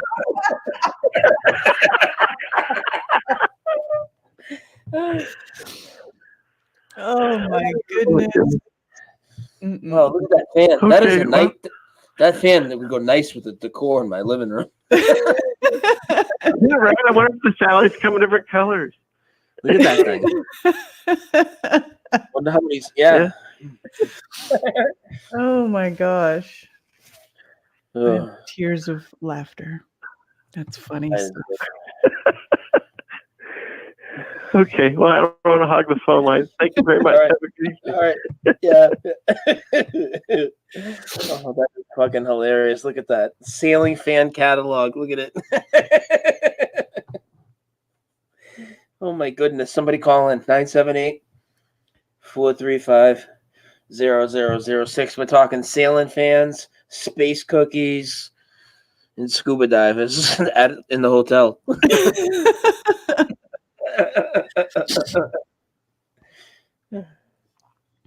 This thing's supposed to be in space. Oh my god.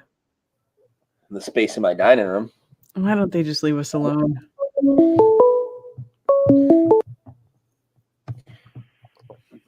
Dose of reality. You're on with a young Michael Jordan in his prime and the Flat Earth Mermaid. Do you carry the Hunter Mariner fan in 58 inches? No, that's the size. Carla, that is the size of Karen's hairy Bigfoot penis. Oh my God, Brian Staveley and Karen B. This is Ann with an E. And okay. I talked to you a while ago about I don't know, Annie. The lyrics changed. I looked into it. Yeah. Everything's changed. Yeah, you got the hard copy. We the got into a original whole cast conversation. album. We got into a whole conversation about how the Broadway play actually changed, and that's what made me realize it was actually a Mandela effect, because I was having a little bit of a hard time with that one. I remember the whole phone call we had a long time ago. Yeah. No, let me tell you something. I've followed it through. I watched videos. You know, Sarah Jessica Parker played Annie in the second or third cast of Annie. And also Andrea McArdle became a good big star because she was the original Annie. But so I went back and looked at these videos of them singing, and the line is, "You are only a day away" has changed to "You're always a day away." Yeah. Now, the crazy thing, because I teach voice and speech, and I was looking at the word always and only, how you sing it. Mm-hmm. If you say, it sounds like they're going to say only, but it turns into always, because it's the same mouth formation in those words. Always, only, and it's just crazy. But where is this coming from? This is what's freaking me out, Brian. And I cannot talk to anybody about this. I was at a party the other day, and I thought I'd tiptoe the subjects, and people just turned off. Yeah. It's but crazy. the thing that the thing that's really been bothering me now is the Vatican. Fuck the Vatican. What's the hell? Yeah. Fuck them. What's going on? Yeah. What about the Vatican? Besides, fuck the Vatican. There's this whole controversy because there's a statue of Moloch, which is a form of a pagan god who sacrifices children. Mm-hmm. This statue was approved by the Vatican to be placed in front of the Colosseum in Rome. Yep, I saw that. People, yep. Go ahead. You heard of that, guys? Mm-hmm. Yeah. So, look, I'm looking at this child pedophilia and the Catholic Church issue, and it's a whole psychological thing. They are sacrificing children. When you abuse a child at a certain age, it splits their personality, and it does something to their psyche where it totally, fucks them up for the rest of their lives. So I really think that is what is happening.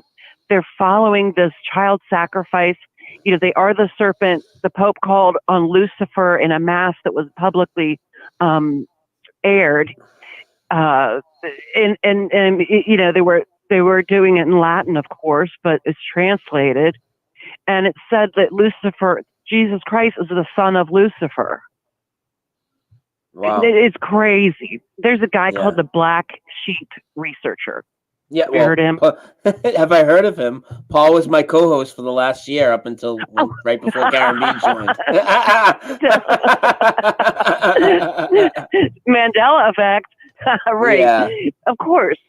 So he's done some really good work. The last video that he did on the Vatican, and it has all this references to the Luciferian and other things, but in the serpents and the church and the artwork and where things are placed, it's like this insane, it's right in our faces. Yeah. And it's just absolutely blows my mind that no one wants to talk about it except us. I know.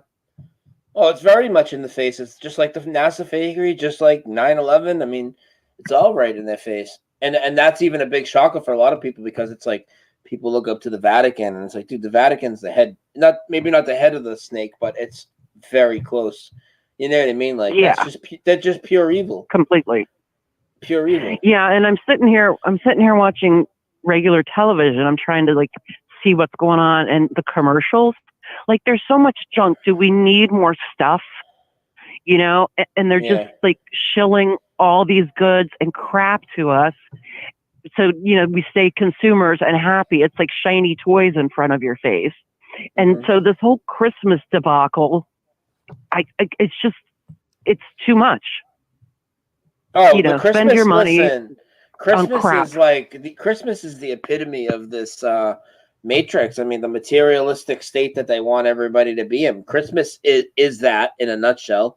And then what Christmas also does is, you know, everybody runs up their credit cards, gets tied into the debt system, and then they look at their tax refund like, oh, great, I'm getting my taxes back. The government's so great. And then they're in this endless cycle, and they love it.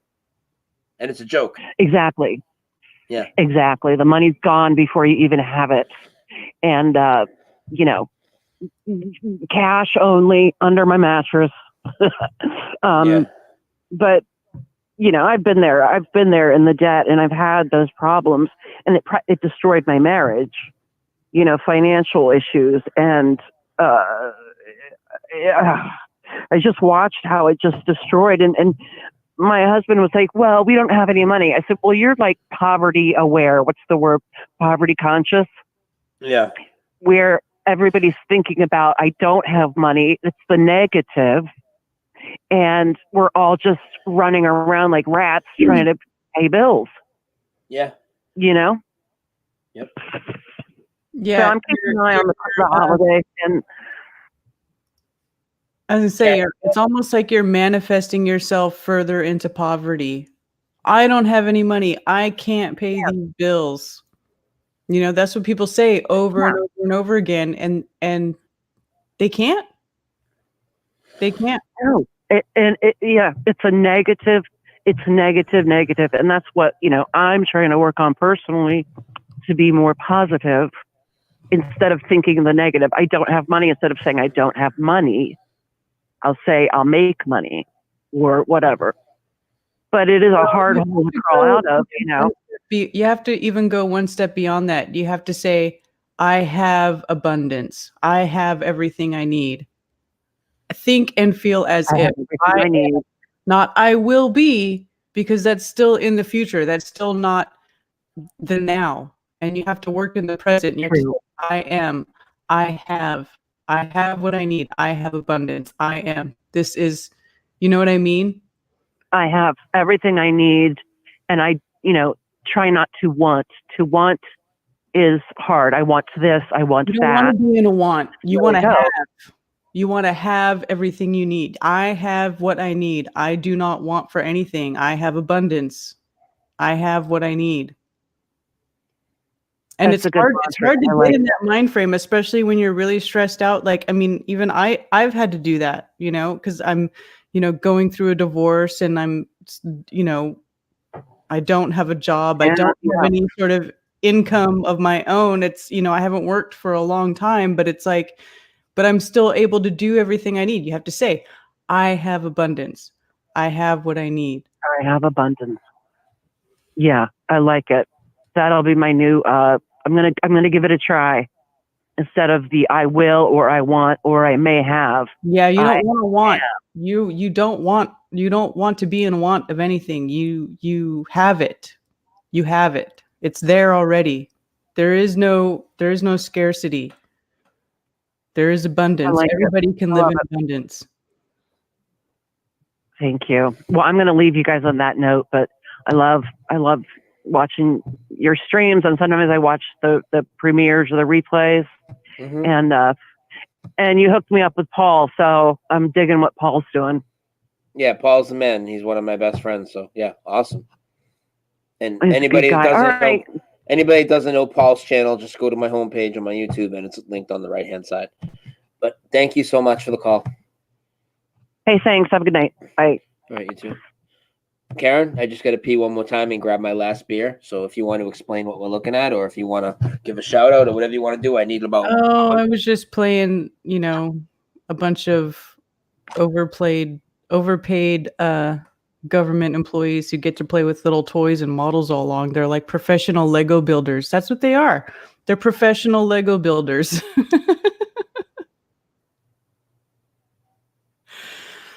Hi, my name's so-and-so, and I have a master's degree from such and such college, and I'm a professional Lego builder. I build models for a living. Look at my cartoons. I went into debt for $250,000 of an education so that I could make cartoons and build models.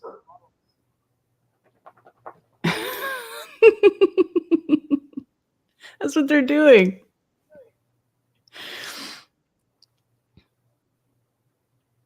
So funny.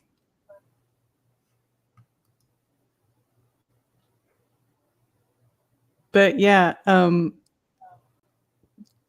don't ever say I will have this or I will have that or I will be doing this. You have to think and feel as if. And you have to when you're saying that, those affirmations.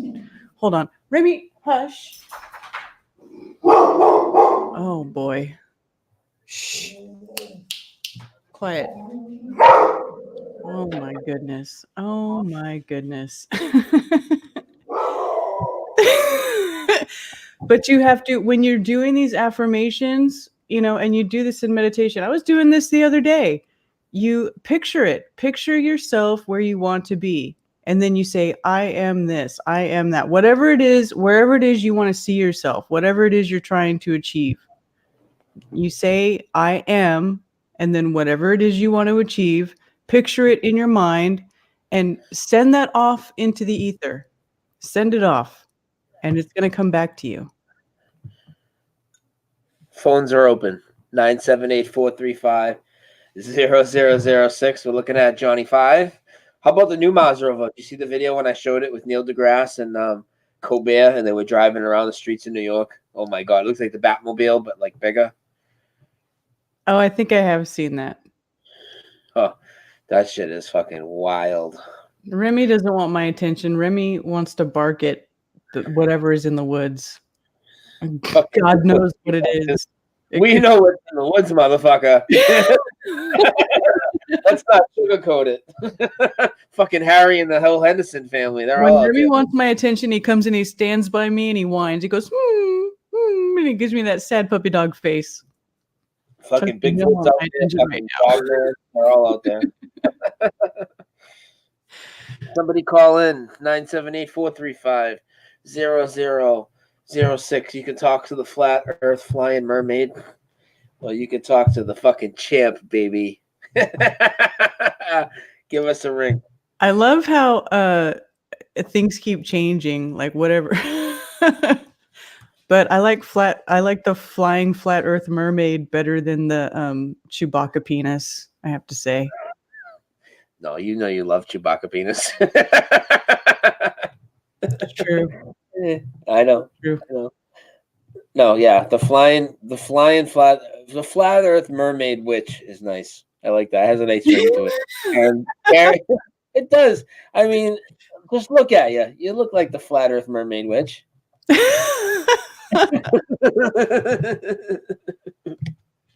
Funny. All right, somebody call in 978-435-0006.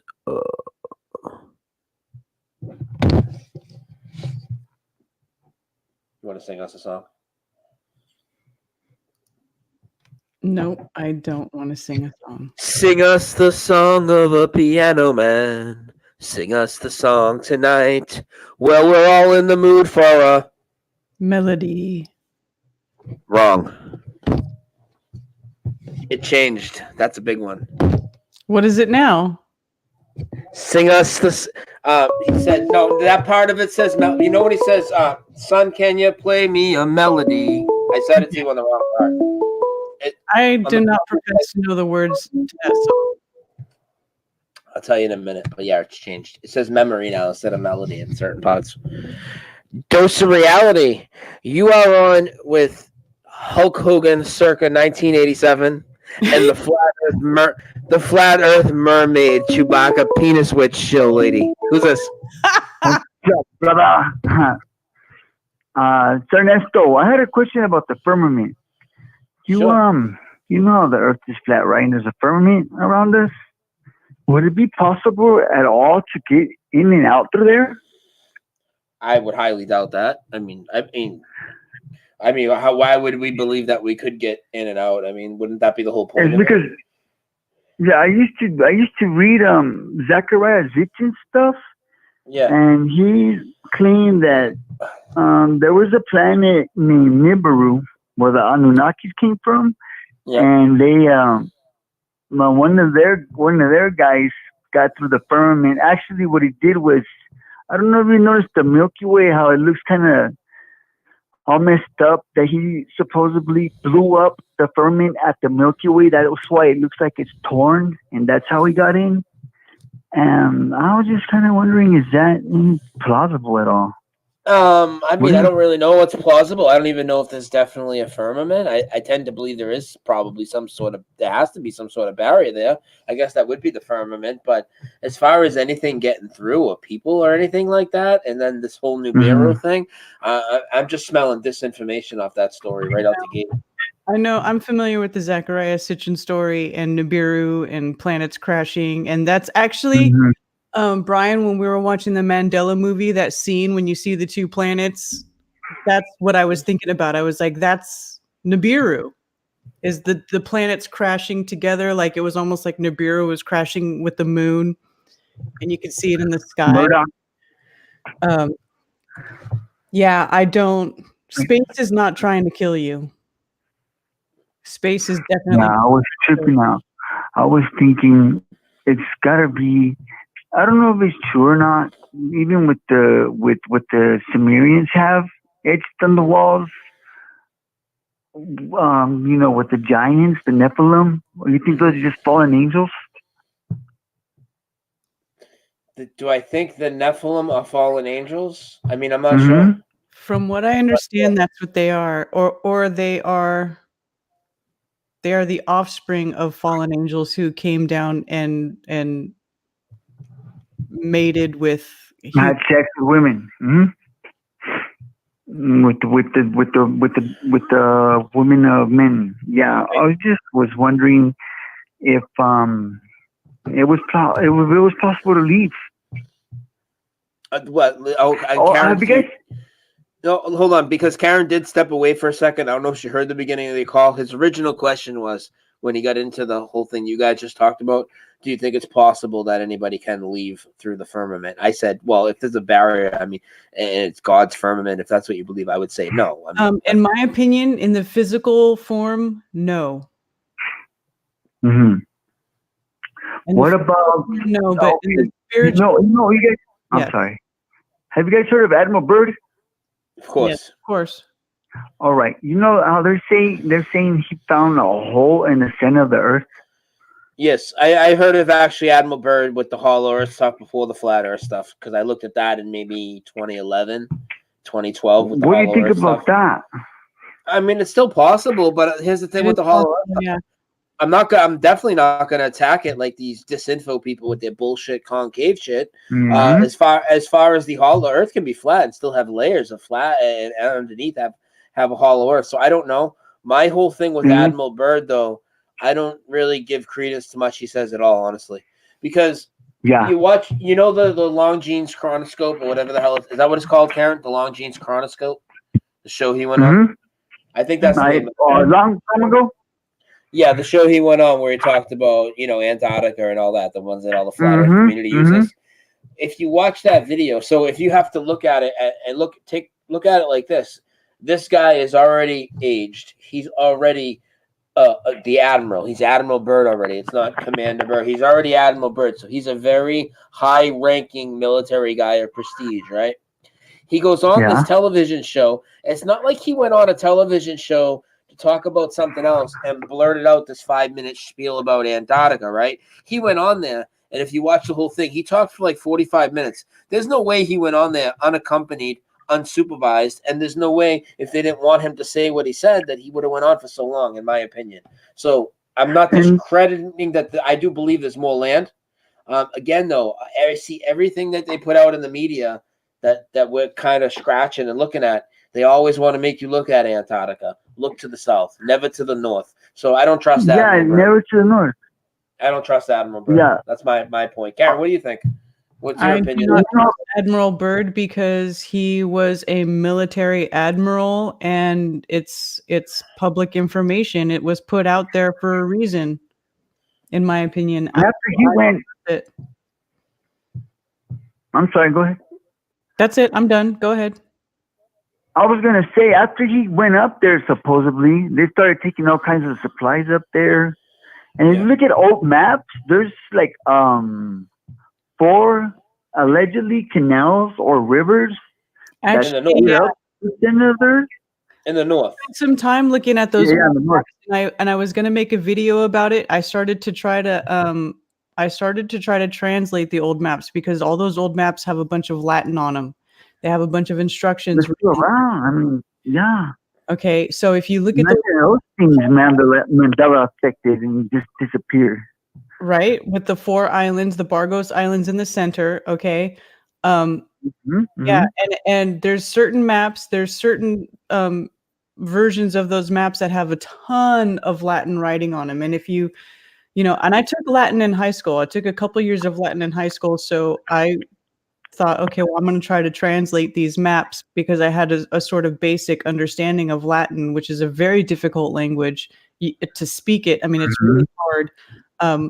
So I went to try to translate them, but the Latin that's on those maps has certain letters and characters that aren't, you know, I couldn't really resolve a lot of the words on it. So I never did make a video on it. I never did finish translating them, but I did translate a lot of it. And it talks about the people that live on these islands. It talks about how many openings there are. Like it talks about the islands in the center, El Rupis Negris El Altísima, which is the high black cliffs. It talks about how they were 33 meters tall. And if you go look up how long a league is, okay, it depends on what time period that you're looking at, how long a league is, okay? And those Mercator projections of the North Pole map, the league around 1500 is actually equal to a modern imperial mile. So they're basically saying that the high black cliffs in the center in the North Pole are 33 miles tall. I mean, it's fucking crazy once you start going in there and decoding it. And there's 19 estuaries. There's 4 main rivers that go in through the islands that separate the 4 islands, right? There's 4 main rivers that they say feed the oceans. And then there's 19 estuaries that are entrances into the center. Okay. So, and if you look at those old North Pole maps and you look at the different even separated by islands, because there's other little mini islands between the bigger islands. And if you count all the openings, there's 19 of them. And if you look up the number, been there. Yeah, if you look up the number 19, there's a whole even like a branch off about the number 19 as far as like in with Muslims and the Quran and the number 19. There's a whole thing about that too. I mean, it's just there is so much stuff in these maps. But it talks about, you know, how they're frozen at certain times of the year, what sort of provisions that you'll need to go, when the best time of year to go is, who's living on these islands, what sort of resources. Have you guys ever heard of? It's crazy. Crazy. Have you ever heard of Strictly Educational Magic? He's got a channel on YouTube. No. And he does real good work with translating to Latin to English. He does real good with that. So if you were to ever make your video, you should check out his channel. What is it again? Strictly Educational Magic. Strictly Educational Magic. Okay, I will check it out. Yeah, he has a small following. It's not too big. It doesn't matter. Some of the best. Have you guys ever heard of Cosmic Luminous? I think that dude's a nut. Yeah. I used to listen to some of his stuff before. Then he wanted everybody to mail him blood and all this shit, and I couldn't listen to it. Like blood over intent crap.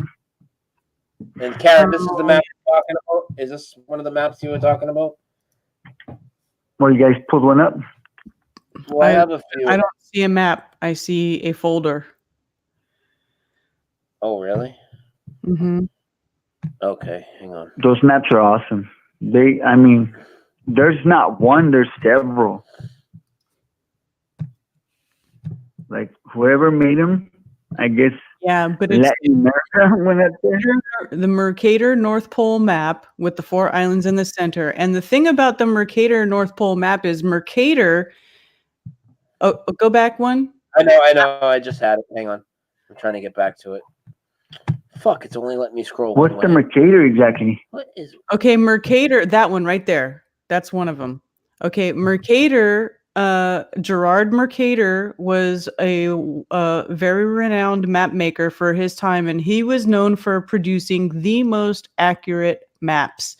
And the Mercator projection is the projection that we all grew up looking at it in school, where it's flattened out. It's the rectangular map where the poles go up infinitely, where the Greenland is made super huge, and the one that we all grew up looking at. That's a Mercator projection.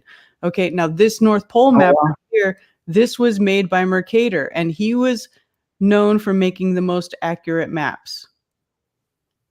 And he had 4. Did you ever mention anything about the center of the Earth? They're gone. Did he ever mention anything about the center of the Earth, with the orbit? I forget how you call it, where the green light comes out of? Aurora Borealis? Yeah, Hyperborea. Actually, some of the older maps say Hyperborea in the center. They Hyperborea? have that name there. Yeah, wow. Hyperborea. You'll see it. I mean, these older maps, it's crazy. Yeah, that is crazy. I wonder if we could just go in there. We could check it out. The lights are green, and then everything that grows out of the ground is green. Maybe it's just what the color is in the center of the Earth. Just something that I trip out on. Yeah, when they don't let anybody anywhere near to observe that. You can't fly right over it to see it. You can't go. Yeah. I think that's the key. That could literally be like the key to this whole realm, whatever's going on there. Yeah, I believe that. I talked about this a while ago. I kind of envision like where does this flat Earth journey go from here, right? Like we know that the globe's garbage. We know it's a complete control system. We're trying to get out. What do we do? And it's almost like I feel almost like never mind all this bullshit. Rent boats, go to Antarctica. I feel almost like a calling where there's tons of us are just gonna head to the North Pole. I really feel that. They probably kill us all though. Shit, blow us all up. We tried that shit. Maybe not. They got so much secrets. I mean, they don't want to let us in. That's their club, they definitely don't want us there. I mean, yeah, that's for sure. Do you guys ever think there was like big, huge trees on Earth? I think that's definitely a possibility. Yes. Yeah, because I look at these mesas and they look like trunk trees. Tree trunks, yeah. And tree trunks. There you go. And I trip out. I'm like, imagine if that's how it is up here, how it would look down there, in there. We're like, what we think is reality, we have no idea. You're right, we don't. I'm glad not to know too much, because I'd probably just be scared shitless. Well, with the veil thinning, we're starting to see more and more what this place is, Exactly. The more people ask questions and the more people discuss ideas, even if, they're wrong, it's good to talk about it, because that's how you find the right idea, is by discussing the stuff that's wrong. If you don't look at everything, you're never going to be able to discern between right and wrong. You're never going to find you know what I mean? You're never going to find that truth if you don't look at everything, and you're going to look at stuff that's wrong. It's like when people, work on stuff, you have to get it wrong a bunch of times before you get it right sometimes. So even if things scientists work for it, and scientists lie. Yeah, a lot of them do. Well, most of them are just misled, though. I believe that over 90%, Yeah. over 90% of the scientists are just misled. I believe. I probably even higher. Yeah, they're just. Grass Tyson is Oh always yeah. one of them. Well, he lies. He's a shill. But I'm saying most scientists. I think he's a shill. No, there is no think. He's a shill. There's no. For sure, right? Yeah, 100%. Yeah. And that one dude they got on NASA doing those videos with the grasses, I forgot his name. He's almost mentally challenged, poor guy. Which guy? I forget his name. He does these videos on NASA talking about how when he was a kid, he grew up in a small town and wanted to be an astronaut. The guy with glasses. So you mean debunking videos? Yes. Are we talking about Vsauce? Who are we talking about here? Yes. I think you did a video on this guy. You were roasting him. Oh no, I didn't do a video on Vsauce. The glasses. No, you didn't. He's kind of tall, skinny guy. Rogan, DeGrasse, Bill Nye. Oh, you guys didn't ever see that video where this guy put a telescope up to the stars and it looks like waves? Oh, because you know they say that the firmament has water in it. It's not about. Listen, it's not about have we seen that video. We've seen thousands of these videos. Everybody's taking these videos. I was like, holy shit, that looks like waves. It looks like waves. When he put the telescope up to the stars, I was tripping out. Yeah. The water's above the earth. It's like the firmament has water in it. Exactly. And then he put this telescope. So you know what video I'm talking about? Well, that is a trip. That tripped me out. Well, here's the thing. Do I know what video you're talking about? Not specifically, because there's so many videos like that now. The internet's saturated with them. There's so many. Oh, you don't even need it. You can get those videos with a $500 camera now. Oh shit, for real? Yeah, Karen. Yeah, this video was awesome. Well, Karen has one of these cameras. Karen, tell him about the P. He doesn't even know. I mean, tell him about the camera. You know about the P900, right? The Nikon P900. It sounds fancy. No, I don't know of it. Really, it's really not that. I don't know where mine is right now, or I'd show it to you. But it's basically a camera with a big lens on it. It's got an 83x zoom. You can get it for less than $500 now, and you can zoom in on the moon. I can see Jupiter. I can see Jupiter's moons. I can see Saturn. What? I can see all kinds of stuff with this $500 camera. And you know, people will get these big telescopes that cost, you know, all kinds of money, and you might get a higher resolution. But basically you're going to see the same thing. Point at a star one night and see if you can see waves, if you don't mind. Do that. Just make a video of that. And oh my gosh, go into YouTube and Google and search up P900 star video. I bring some up right now. Go ahead, keep talking, Ken. I'm doing it now. P900. Yeah, or even there's a new version of the P900. It's called the P1000, which is an even bigger zoom camera, but it costs $1,000. But wow, you can search that up too, and just search up star video P900, stars with a P900 or P900 zoom test. P900 star video. Let's see. Does it look like waves? It looks like it's underwater. It looks like sonoluminescence. Sure. Yeah, there's water up in the firmament. I think that's why, you know what, somebody was telling me that NASA practices underwater just to prepare themselves to get into the firmament. But how the hell would they get in there? They're not getting in there. They practice underwater because they need to fake the gravity less, the no gravity space is what they're doing. It has nothing to do with them getting through the firmament and training for it. You don't think there's no possible way of them doing it? No. They're just, that's how they're faking space and faking the weightlessness of space. They're not practicing to become good soldiers once they get through the firmament. Fuck that. There's a Nikon P900 zoom test on Jupiter. Oh, I got it up on the screen right now. There's a clip of a whole bunch of the stars right now done with the P900. Okay. Yeah. I can show you. I can show you this clip so you can have it. I mean, there's footage of this everywhere. That's why when you said, have you seen that video, I was kind of joking. I'm like, dude, there's literally just thousands of these videos. Everybody's taking these They're videos. even kind of out of focus. Actually, you know who took a really good video of a star? Is Nathan Thompson. Uh-huh. Do you know the link to the exact video, though? Is it just Nathan Thompson? Yeah, that's his name on YouTube. I'm just gonna type in Nathan Thompson, see what happens. He's got a lot of videos So amazing. He's. Do you guys believe there's a fake sun, or do you think that's all bullshit? What now? The sun. So I heard that the sun is being manipulated and it is no longer real. Well, but I mean, I can't. The sun is the sun, but they are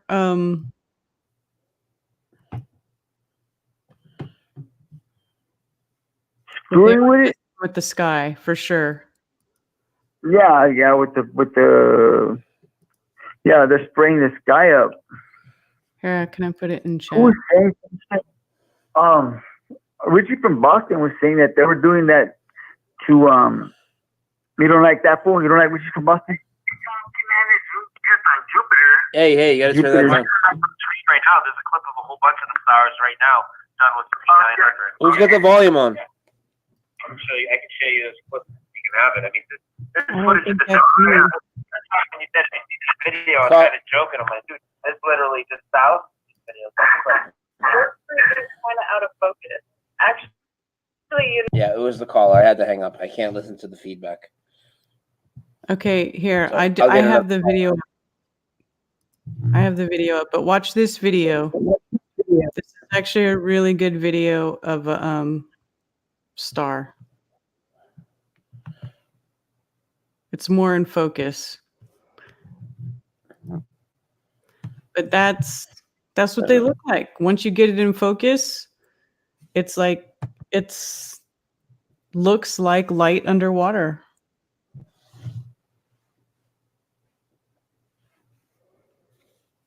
Yeah. It really does.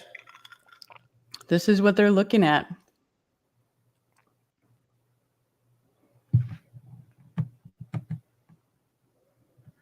Wow, my computer is so slow. The phone's about to be back open once this fucking browser opens. God damn. All right, phones are open, guys. 978-435-0006. I want to talk about Dlive real quick, Karen. Okie dokie. As everybody knows, everybody was worried about channels being wiped out, and I wasn't really that afraid of it, but I set up a backup plan, yada, yada, yada.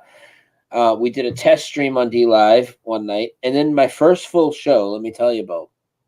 So I did my first full show on Dlive. Hang on. We'll get back to that. Remind me later, Karen. Dlive conversation. Dose of you gotta turn that down. What? The volume. I was hearing an echo. You turn the volume off? Yeah. Okay. You answer so fast that it's like, ah. So you shouldn't hear it now. Do you hear it now? No, it's gone. Who's this? This is Michelle from Awaken Activate. Hi, Michelle. And then what? And you know what? The funny thing is, this. Hi, Karen. And hi, Brian. The interesting is that you were talking just about bringing up Dlive, and I looked into Dlive, but I wanted to know if you have looked at BitChute yet. Yes, I have, but here's the thing. I have both, and you need both if YouTube goes down, because only one saves your videos for a long time and only one goes live. You can't go live on BitChute. Right. I know that. Yeah, but it doesn't delete your posts.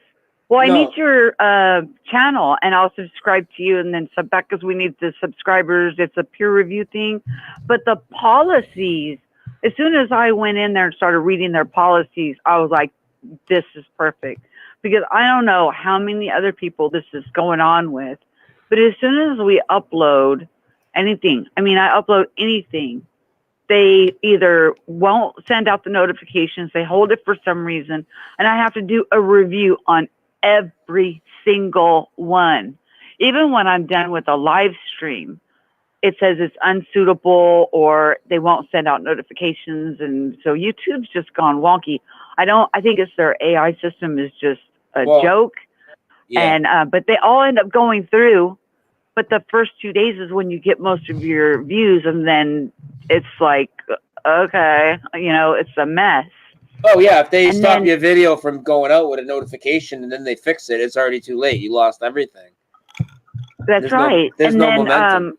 View counts, they've been, excuse my French, effing with my view counts since I started making content. Like I got to the point where I was asking the subscribers to write what number of views they were, and then when I would see it, it would be like 200 to 400 less. Yeah, and you know what else they've definitely been doing? So let me tell you the story real quick. So me and Karen did a chess stream unannounced the other night. You know, we're testing audio, testing everything. And then all of a sudden, I was there. you know, okay, so we had, 109 people. And then I decided the other morning, fuck it, I'm just going to go on Dlive and do a show this morning. Wasn't really planned, but I did go on YouTube 30 minutes before, whatever. I did a video. I said, hey, everybody meet me over on Dlive. We did the show on a Tuesday morning at 11 a.m. Actually, I did it, right? It was just me, Karen. You weren't on it, right? Tuesday morning? No, you weren't. No, she wasn't there. But you went from YouTube and then gave us the link in the description box, and then I clicked it and went over, and you were live. And you know how many people I had? Up to 220 live viewers. 220 live. So with a channel with 400 subscribers, or 300 at the time, I had 200, and I know it's not because I'm fresh in Dlive, but let me tell you, I know a lot came over from YouTube, maybe 100 people, right? But I had 220 live, and if you went, Karen, tell her what happened when you went to the homepage. Who was trending #1? You were. Dlive was promoting me, so when you went to the homepage, I was the first thing that popped up, so people were just popping in. Imagine you doing that for us, and this isn't a Tuesday during lunchtime. No, but everybody's, I know most of us don't have 9 to 5s, but still, Tuesday at 11 a.m. is not a prime time for a show. I had 220 live people on my first fucking show. And the people that were calling in from the Dlive community were awesome. They were like, I just want to welcome you. You know what was crazy too is Jaronism streamed on Dlive his Raw show Monday night, and he had over 800 viewers. And whenever he streams Raw on his Jaronism Raw channel, he's only got like 200 to 300. Yeah. I need to understand Dlive better. I have an account, obviously, because I was watching you under my account, and but I need to understand it more. But I get the impression that's more for live shows, where BitChute is more for like and here's the thing: Dlive only saves your shows for 3 days, but I think once you get approved to be a partner or an affiliate, whatever it is, which I did start the process, I'm waiting for approval.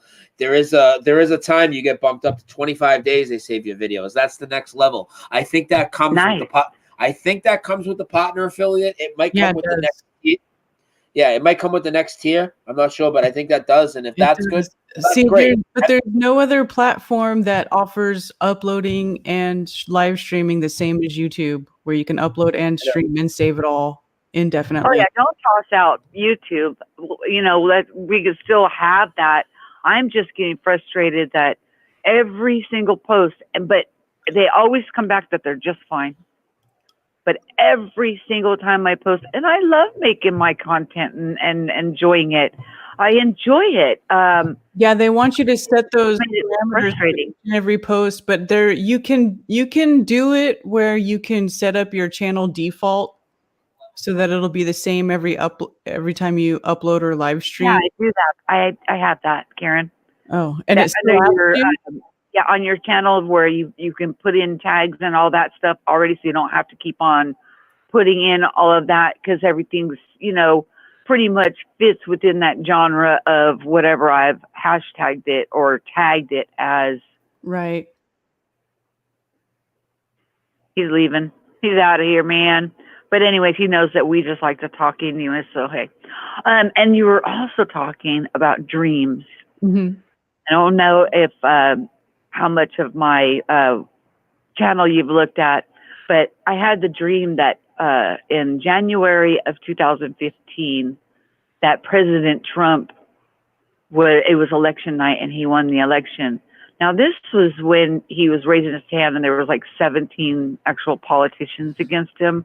Mm-hmm. And I told my husband about it and we just laughed. We thought it was totally a pizza dream. So we're like, okay, we're going to write this one down. And lo and behold, oh my God, he's our president. You know what? I had a dream. I had a precognitive dream about a celebrity as well. I had a dream way back when, before Johnny Cash died. 2 weeks before Johnny Cash died, I had a dream that I was at a carnival with Johnny Cash and we were riding rides. Okay, we were riding rides at the carnival and we were on the Ferris wheel. And we were riding the Ferris wheel and the Ferris wheel bucket started swinging back and forth. And I have this like really, it's kind of an illogical aversion to Ferris wheels. I can ride any roller coaster. Doesn't matter how tall, fast, crazy it is, but I cannot stand being on a Ferris wheel. But I had this dream that me and it's weird, I know. But I had this dream that me and Johnny Cash were sitting on a Ferris wheel and we were in, the bucket, and the bucket started swinging and it started swinging back and forth so violently that Johnny fell out of the bucket and he was hanging on for dear life. And I was like trying to save him and I couldn't. He was like, he's like, I can't hold on. And I was like, I can't hold you. And he fell and he died. And I shit you not, 2 weeks later, Johnny Cash died in real life. And that, oh my gosh, that was a precog. So yeah. that was it an accidental or did he die of natural causes? No, he died just, God, I don't really know what killed him. I think it was just old age. Like he did a lot of drugs and stuff. He was really hard on his body. And I think he just had bad health and he just died. But I mean, I don't. Dream sounds like it was an accidental death. Like he's on a Ferris wheel with you, something that you just really don't care for. So it would be something that you really don't care for, but you would reach your helping hand out to help him. So it sounds kind of like an unexpected death that happened from some kind of an accident. Maybe he overdosed. I don't know. And that's going to make me want to look into it because of. I'm looking now because I don't exactly remember. While being hospitalized at Baptist Hospital in Nashville, Cash died of complications from diabetes. He was 71. Yeah, well, he's got a good PR team though too. Think about that. I mean, I don't know, but I know, but I definitely did have a dream that he died before he died, and then he died shortly thereafter. And here's the other weird thing about the Ferris wheel thing. Okay, this is before I was married to my ex, who I'm now trying to get divorced from. The mother's side of his family, their family name is Ferris, named from the man who invented the Ferris wheel. Is that not weird? It is weird. What? Yeah. Yeah. Wow. Okay. It's also, just weird. I don't know what the correlation is there, but it's there. Yeah, well, you saw it, and it's hard. It's hard for us to wrap our minds around it when these things start to be shown to us, like in our dreams and stuff like that, and then they happen in real life. It's like, what? I mean, that one was really a mind bender because we weren't even following politics. We were at the point of our walk that we're like, this is all bullshit. It's all, one side or the other. It's all about division and separation. We weren't even following it. But of course, everybody, either saw it on The Simpsons or, it was in our face. We saw it some way or another, how he said, well, I'm going to run for president, and he did. And then to have that weird dream, I think we saw him going down the escalator on The Simpsons after he raised his hand. You know, and then he had the famous escalator. That's what they were showing him. I'm going to run for president, blah, blah, blah, you know. And it was just really bizarre. And we didn't think he had a shot. If he had a barrel full of fish aiming in, that we figured he would not hit anything because of, you know, the guy from The Apprentice, you're fired. You know, what? You're running for president? Yeah, You know, reality TV star, but then, you know, so was Ronald when Reagan. all that stuff was going on, it's like it's not outside the realm of possibility because Ronald Reagan became president and he was an actor. It's like even in Back to the Future, that's another thing from that movie. Who's president? Ronald Reagan, and he's like the actor. Right? Crazy. Yep. And I mean, it's just weird. And then one more topic, and then I'll let you guys go. I know I'm late coming to your show, man, bummer, but I'll watch it over again because they're always interesting. There's not many that I will watch 3 hours, but some I take the time because of they're just dang interesting. But the flat Earth. That I saw a map where it shows there's a gap, like, you know, in the ice wall all around us. Like, think of a plate that has where it curves up on the sides, like something you would serve spaghetti on with spaghetti sauce, and you wouldn't want the sauce or whatever to run over the plate. So then you got that rim around the edge. Well, I saw a map that actually had a gap in the ice where it would be where we could exit out and discover this new land. Now, I think about Admiral Byrd. He went to the North Pole and ended up, he thought he was in the at the North Pole, but he actually went into some kind of vortex.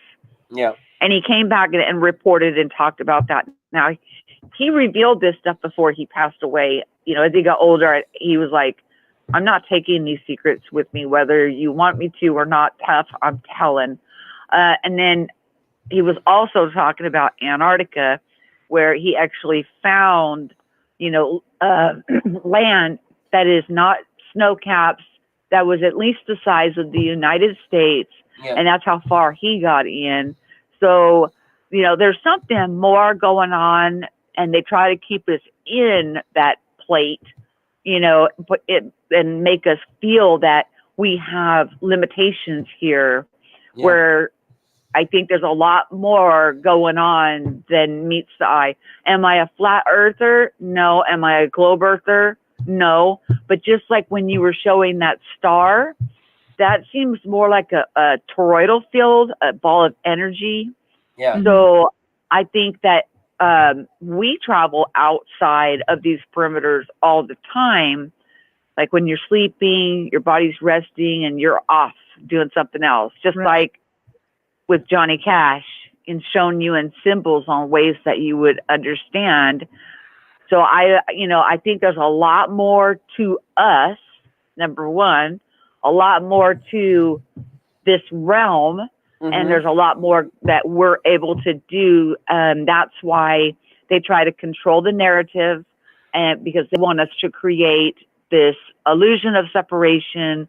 And so the fat cats can keep getting fatter using our creative energy to keep that in place, where as soon as we all come together with the understanding of who and what we are, we're limitless. There won't be any ice walls all around us anymore. The land will all open up, the realm will open up, and we'll be all over the place.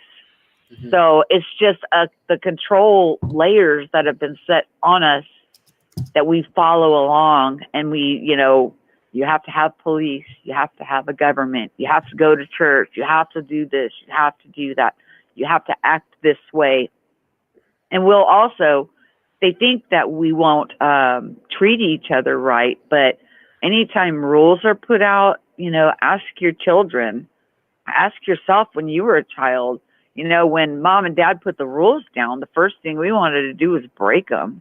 You know, we wanted to test those boundaries, but we're not going to hurt each other. It's a whole different thing. You tell somebody not to do something, it's going to make them distorted in their thinking, and then they will do things that are just disgusting. But that will all stop, because people will realize how each of us affect each other. And so, do you have any comments on that, Karen? I know you're like more spiritual than Brian. Brian, though, you're pretty awake, though, dude. I don't care what you say. You can try and act funny and stuff, but you're pretty awake. But what do you think about that, Karen? I don't know.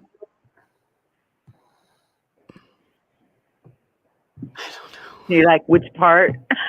Yeah, that was a lot. I'm starting to think. I'm like, what do I comment on first? Whichever, and then I'll let the next caller. What do you think that about this being realms, and that there's an overlay of a control matrix that's limiting us from coming to the full knowledge of who and what we are and what we're able to do? Yeah.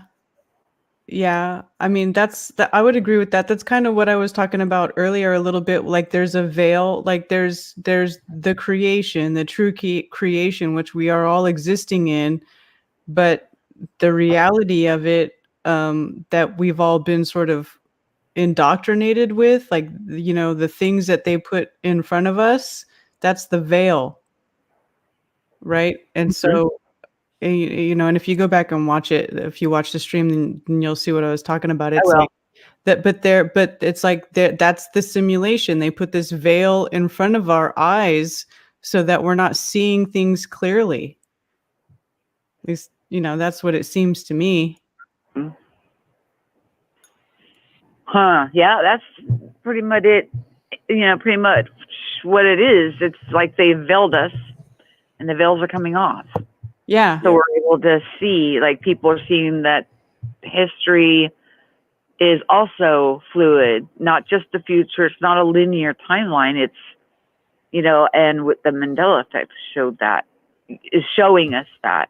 So it's showing us in a gentle way, waking us up to remembering who and what we truly are and what we're able to do. Yeah. With the Mandela effect, that was like pretty much solid proof that not only do we change the future and we live in the now, but it changes all the way back to conception. Now, other people will remember it completely being that way all the time. And within your very essence and being that it changed. So the flat earth and the Mandela effect seem to come out at about the same time. Pretty amazing. It's really an amazing time to be alive as we're discovering all of these beautiful truths about ourselves. And thank you for taking my call. All right, thank you. All right, bye guys. Bye. All right, awesome. All right, we'll take a couple more calls. 978-435-0006. Give us a call. I was talking about Dlive before she called, and what I wanted to say is that not only did we have 220 viewers that first live show during the day, not only was I featured, so it was putting more people there, so many people from Owen's stream came over, Karen. I mean, so many of those bears or whatever they call themselves all signed up, and they were all really cool people, man. I didn't, I haven't had much interaction with them, but they were all really cool. And then people started calling in and just like, hey, I see you streaming. Welcome to the Dlive community. That was pretty cool. I felt welcome. Sorry, guys, I can only answer one call, and I know you guys didn't do it on purpose. Dose of Reality, you're on with the Flat Earth Mermaid Witch and Luke Skywalker, circa 1983, Return of the Jedi, green lightsaber style. Who's this? This is Jesse, and I got a question for you guys. How do you feel about the fact that the government uses conspiracies like the Flat Earth conspiracy to illegitimize other valid conspiracies? They group you all together. So, they got these satanic rape rings, and they group you right in with the satanic rape ring people so that the whole thing looks like a wash. So, I'm really curious. Like, here's like that's a lead into my serious question: is like Brian and Karen, when are you guys gonna fuck? You guys gotta hook up. Karen's gotta take your bald head and shove it right up her vagina. I can just picture. When are you going to hang up on this douchebag? Moron. I just did. Moron. I don't even want to discuss it any further because that's just retarded. Yeah. It's just retarded. That just shows your low level of intelligence. That's what no brain fucking douchebag dumb motherfuckers do. And they're just mad because we're the fucking best. I was gonna see if he actually was gonna try and make a point at all, but I see where I was going once he was saying tying flat Earth into these other things. Like, Yeah, when he was saying it was when flat Earth was, tying it into other valid conspiracy theories. Get the fuck out of here. I just wanted to tell him off before you did, and that's why I let him stay. You should just hang up on him. Just don't even give them the time of day. Just hang up and move on. I will if this is it again right away. Dose of reality. Prove you're not a troll, and I won't hang up on you. Who's this? This is Brian Wolcott from Oakland, California. Hey, what's up, dude? What's going on? Yo, what's up? You know what's hilarious is that I actually walked out drinking tonight, and I was carrying around a lemon tonight, of all things. Someone gave me a lemon. Like a Dlive lemon? Yeah, it's exactly like it was like the best lemon ever. It was orange and yellowish looking. Like I want to make a cocktail of it right now. So what else? Literally. Oh, so I got a lot to talk about. Like, so did you see the hang on, let me hang up on this asshole, whoever this is. Hey, asshole, peace out. We're the best. Go ahead. Continue. Okay. So the sign at the federal carpet across the street from the stone structure, did you see those emails I sent you? Did you see that shit? No, hold on. The what? The sign where? What? When and how? I sent you an email about the sign across the street, the Federal Carpet Union. Across the street from where?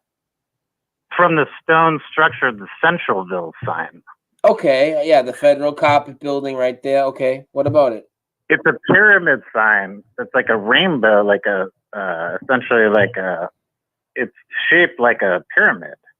Okay. It wasn't there. There's a pyramid sign on the Federal Carpet Building now? Yeah, across the street. You didn't see. You got to look at that one, man. Yeah, I'll have to take a look at it now because I don't remember a pyramid sign there. Oh yeah, you got to look at that. It's crazy. I emailed you too. All right. Yeah. Anyway, sorry, I didn't see the email. But I also go ahead. I also have to say something about the flat Earth. The only way that we're going to show the model of the flat Earth is to do JT Nolan's strategy. Who is JT Nolan and what is his strategy?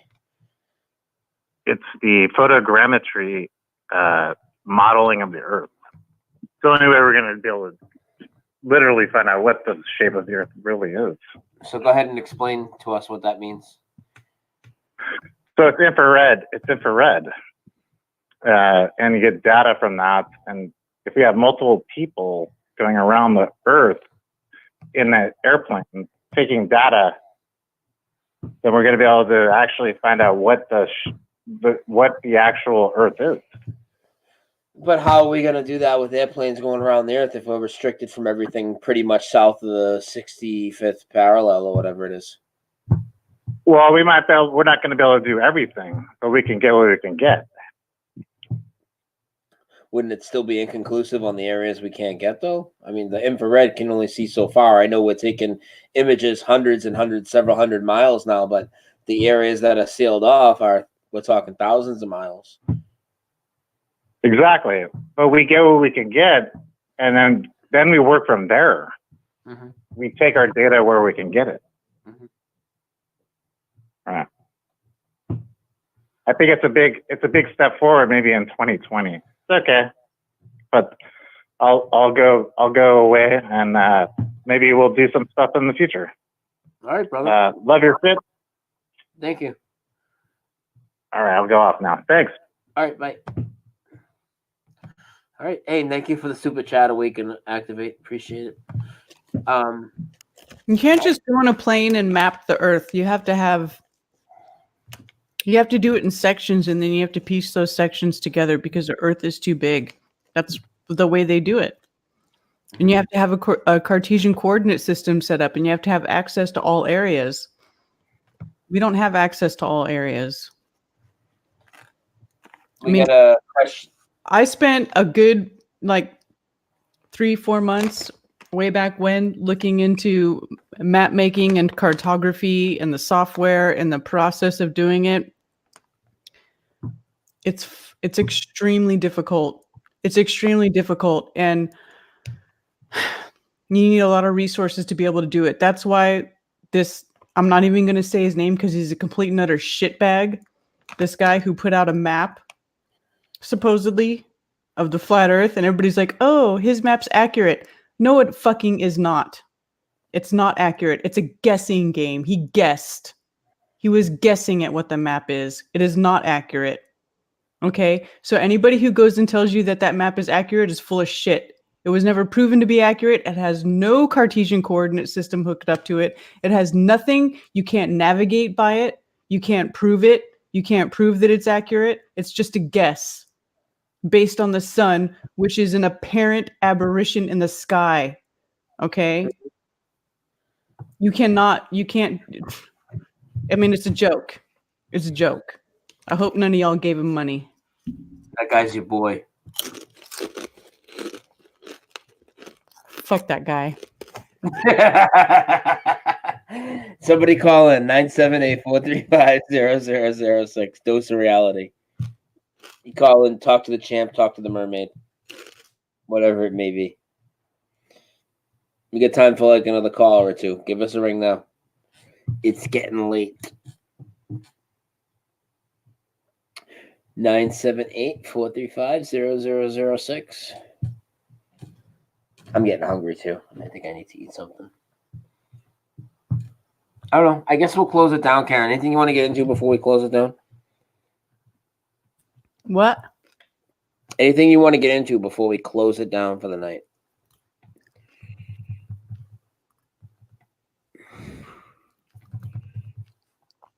No. Okay. Unless somebody wants to talk about something, no. All right. Let me just check my notes one last time. I think I got everything. So the plan will be I'm going to stay here on YouTube as long as I can. This is where the most people are. But I will do a show, hopefully maybe one show a week on Dlive to build up that platform as well. And anytime I know I'm going to talk about fake events or anything like that I might get in trouble here, if I know that's the outset of the show, I'll probably do it over there. But for the most part, I will be here. But make sure you follow my Dlive and Karen's Dlive, because Karen, usually when she does Strange World, they stream it on Zulu's channel on YouTube because it's on TFR. But she streamed it on Dlive on her channel. And it was pretty cool because you were on camera, Karen, and you're usually not on camera for the TFR Zulu feed. It's just whatever Zulu has for a thumbnail. Right, just a thumbnail. Yeah, I thought that was cool. And if everybody can help out with Karen's 2 Dlive channels and my Dlive channel, and everybody follow each other. Another thing to do is just go to me or Karen's channel, and when you get near the bottom of the page, Dlive needs to fix it. You can't just scroll down, but tap your cursor on the bottom of the page under the video, and then hit the down arrow, and just go to following, and you can see who we are following. And I'm following like 100 people, and they're going to be lots of names and you can just one-click everybody to follow them right there. And then we're all linked up because we need backup plans. And it's been cool over there. I did a live broadcast there from my phone last night to test it out, and that worked fine. So, like I said, it's not foolproof, though. There's already been some people who've been losing their channels on Dlive. Mm-hmm. Nothing's foolproof. Nothing's foolproof. But listen, we're doing all the work to do what we do and to find these other platforms. You do your job and follow us there. Don't tell me it's too hard to navigate. Figure it out. It's not that hard once you get there. The mobile app works fine. We can all chat. And the audio and video quality was good. So we'll be doing more there, as well as a lot more here. It's actually got really good video quality. Yeah, it really does. Really good video quality. If you didn't see the interview from this morning or from this afternoon with Dave Manal, Trinity 4, one of the most amazing activists I've ever seen in action. We interviewed him on his personal journey today, and that was fascinating. So check he that. has a great story. His story is so much more interesting than I thought it would be. I mean, Insane. I knew he had the military background and everything, but I had no idea to what extent and everything that he'd been through and him and his wife have been through. I mean, it's a really, really intriguing, interesting, tumultuous story. Yeah, it was really, really good. So yeah, as you guys know, I work Friday and Saturday nights, so don't expect to see me, but I could pop in after work one night and do a late call-in show. But if not, most likely we'll be back with something on Sunday at some point of the day. So thank you, Karen. All right. How Good about night, I do that? We need all you guys to sub our D-Lives, me and Karen's both, and everybody else in here, sub each other on YouTube. I'll play a song to take us out, so it gives you, rather than 5 minutes, like 10 minutes that this chat will stay up, and you guys can all sub each other. But I'm going to shut my camera and mic off. Thank you, everybody. I won't end the broadcast yet, but I am out. Karen is out. Taking my headset off, and I'll see you guys soon. Peace out. Karen, spam the chat with our links.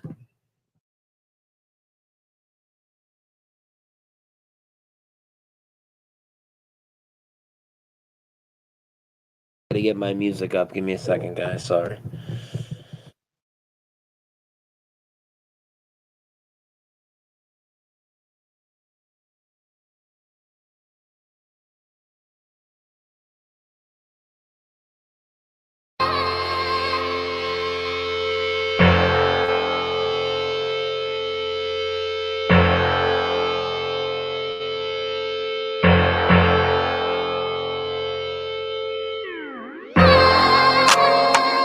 Has the council gathered? Yes, sir, we have. What will the new experiment be? Manipulating behavioral patterns of inferior species, sir. Sounds interesting. Is your presentation ready? Yes, it is. We have it ready. Please proceed and tell us what you plan to do with this species. Okay. First we'll conceive and create them, mold them and shape them, break them into groups, then congregate them and mate them. Let them reproduce and then make offspring and raise them. Oblivious to who truly teaches and educates them. We'll take from the masses and place them in classes and rate them all based on each's economical status. Some we will exalt to the highest, while the others will let fall. Then we'll slowly analyze how one's privilege affects all. We'll construct a dual system for the poor one and the rich one, and study how they blend and acclimate to their conditions. We'll divide them into sections and keep sharing this approach, and let the wealth and poverty then measure the characters of both. Provide physical temptation that tricks, lures, and entices. Create dependencies on our electronic devices. Program and make the man's fragile psyche indecisive. And watch the nicest ones become savages in a crisis. See, each step of this game for years kept it the same. Presented them a golden life that they'll never obtain. Within the range of our power, each child to be born. Then place chemicals in them to see how their bodies respond. We'll keep the poor that way by denying them any favor, and see how long they take to resort to violent behavior. We'll subject their generations to uncompensated labor, enslave them all and make them still love their enslaver. We'll endanger them, and afterwards they'll call on us to save them. Trust our doctors to cure the sicknesses that we gave them. Make them spend all their days trapped in an unfair maze. Purposely prepare slaves through radio airwaves. Formulate drugs and then distribute them through every state, and make conditions that cause them to use them to escape. What if we make them run to evil and see good with reluctance? Make them prioritize the superficial over the substance. Let's form a secret government to do the really shady acts. Deny people basic human rights to see how they react. Let's promise them riches if they put their souls on the block. We'll control all that they listen to and all that they watch. Tamper with frequencies. Let's clone the animals in the food. Give the people faulty medicines just to alter their moods. We can play with human hormones. Let's see where this goes. Wonder what happens when we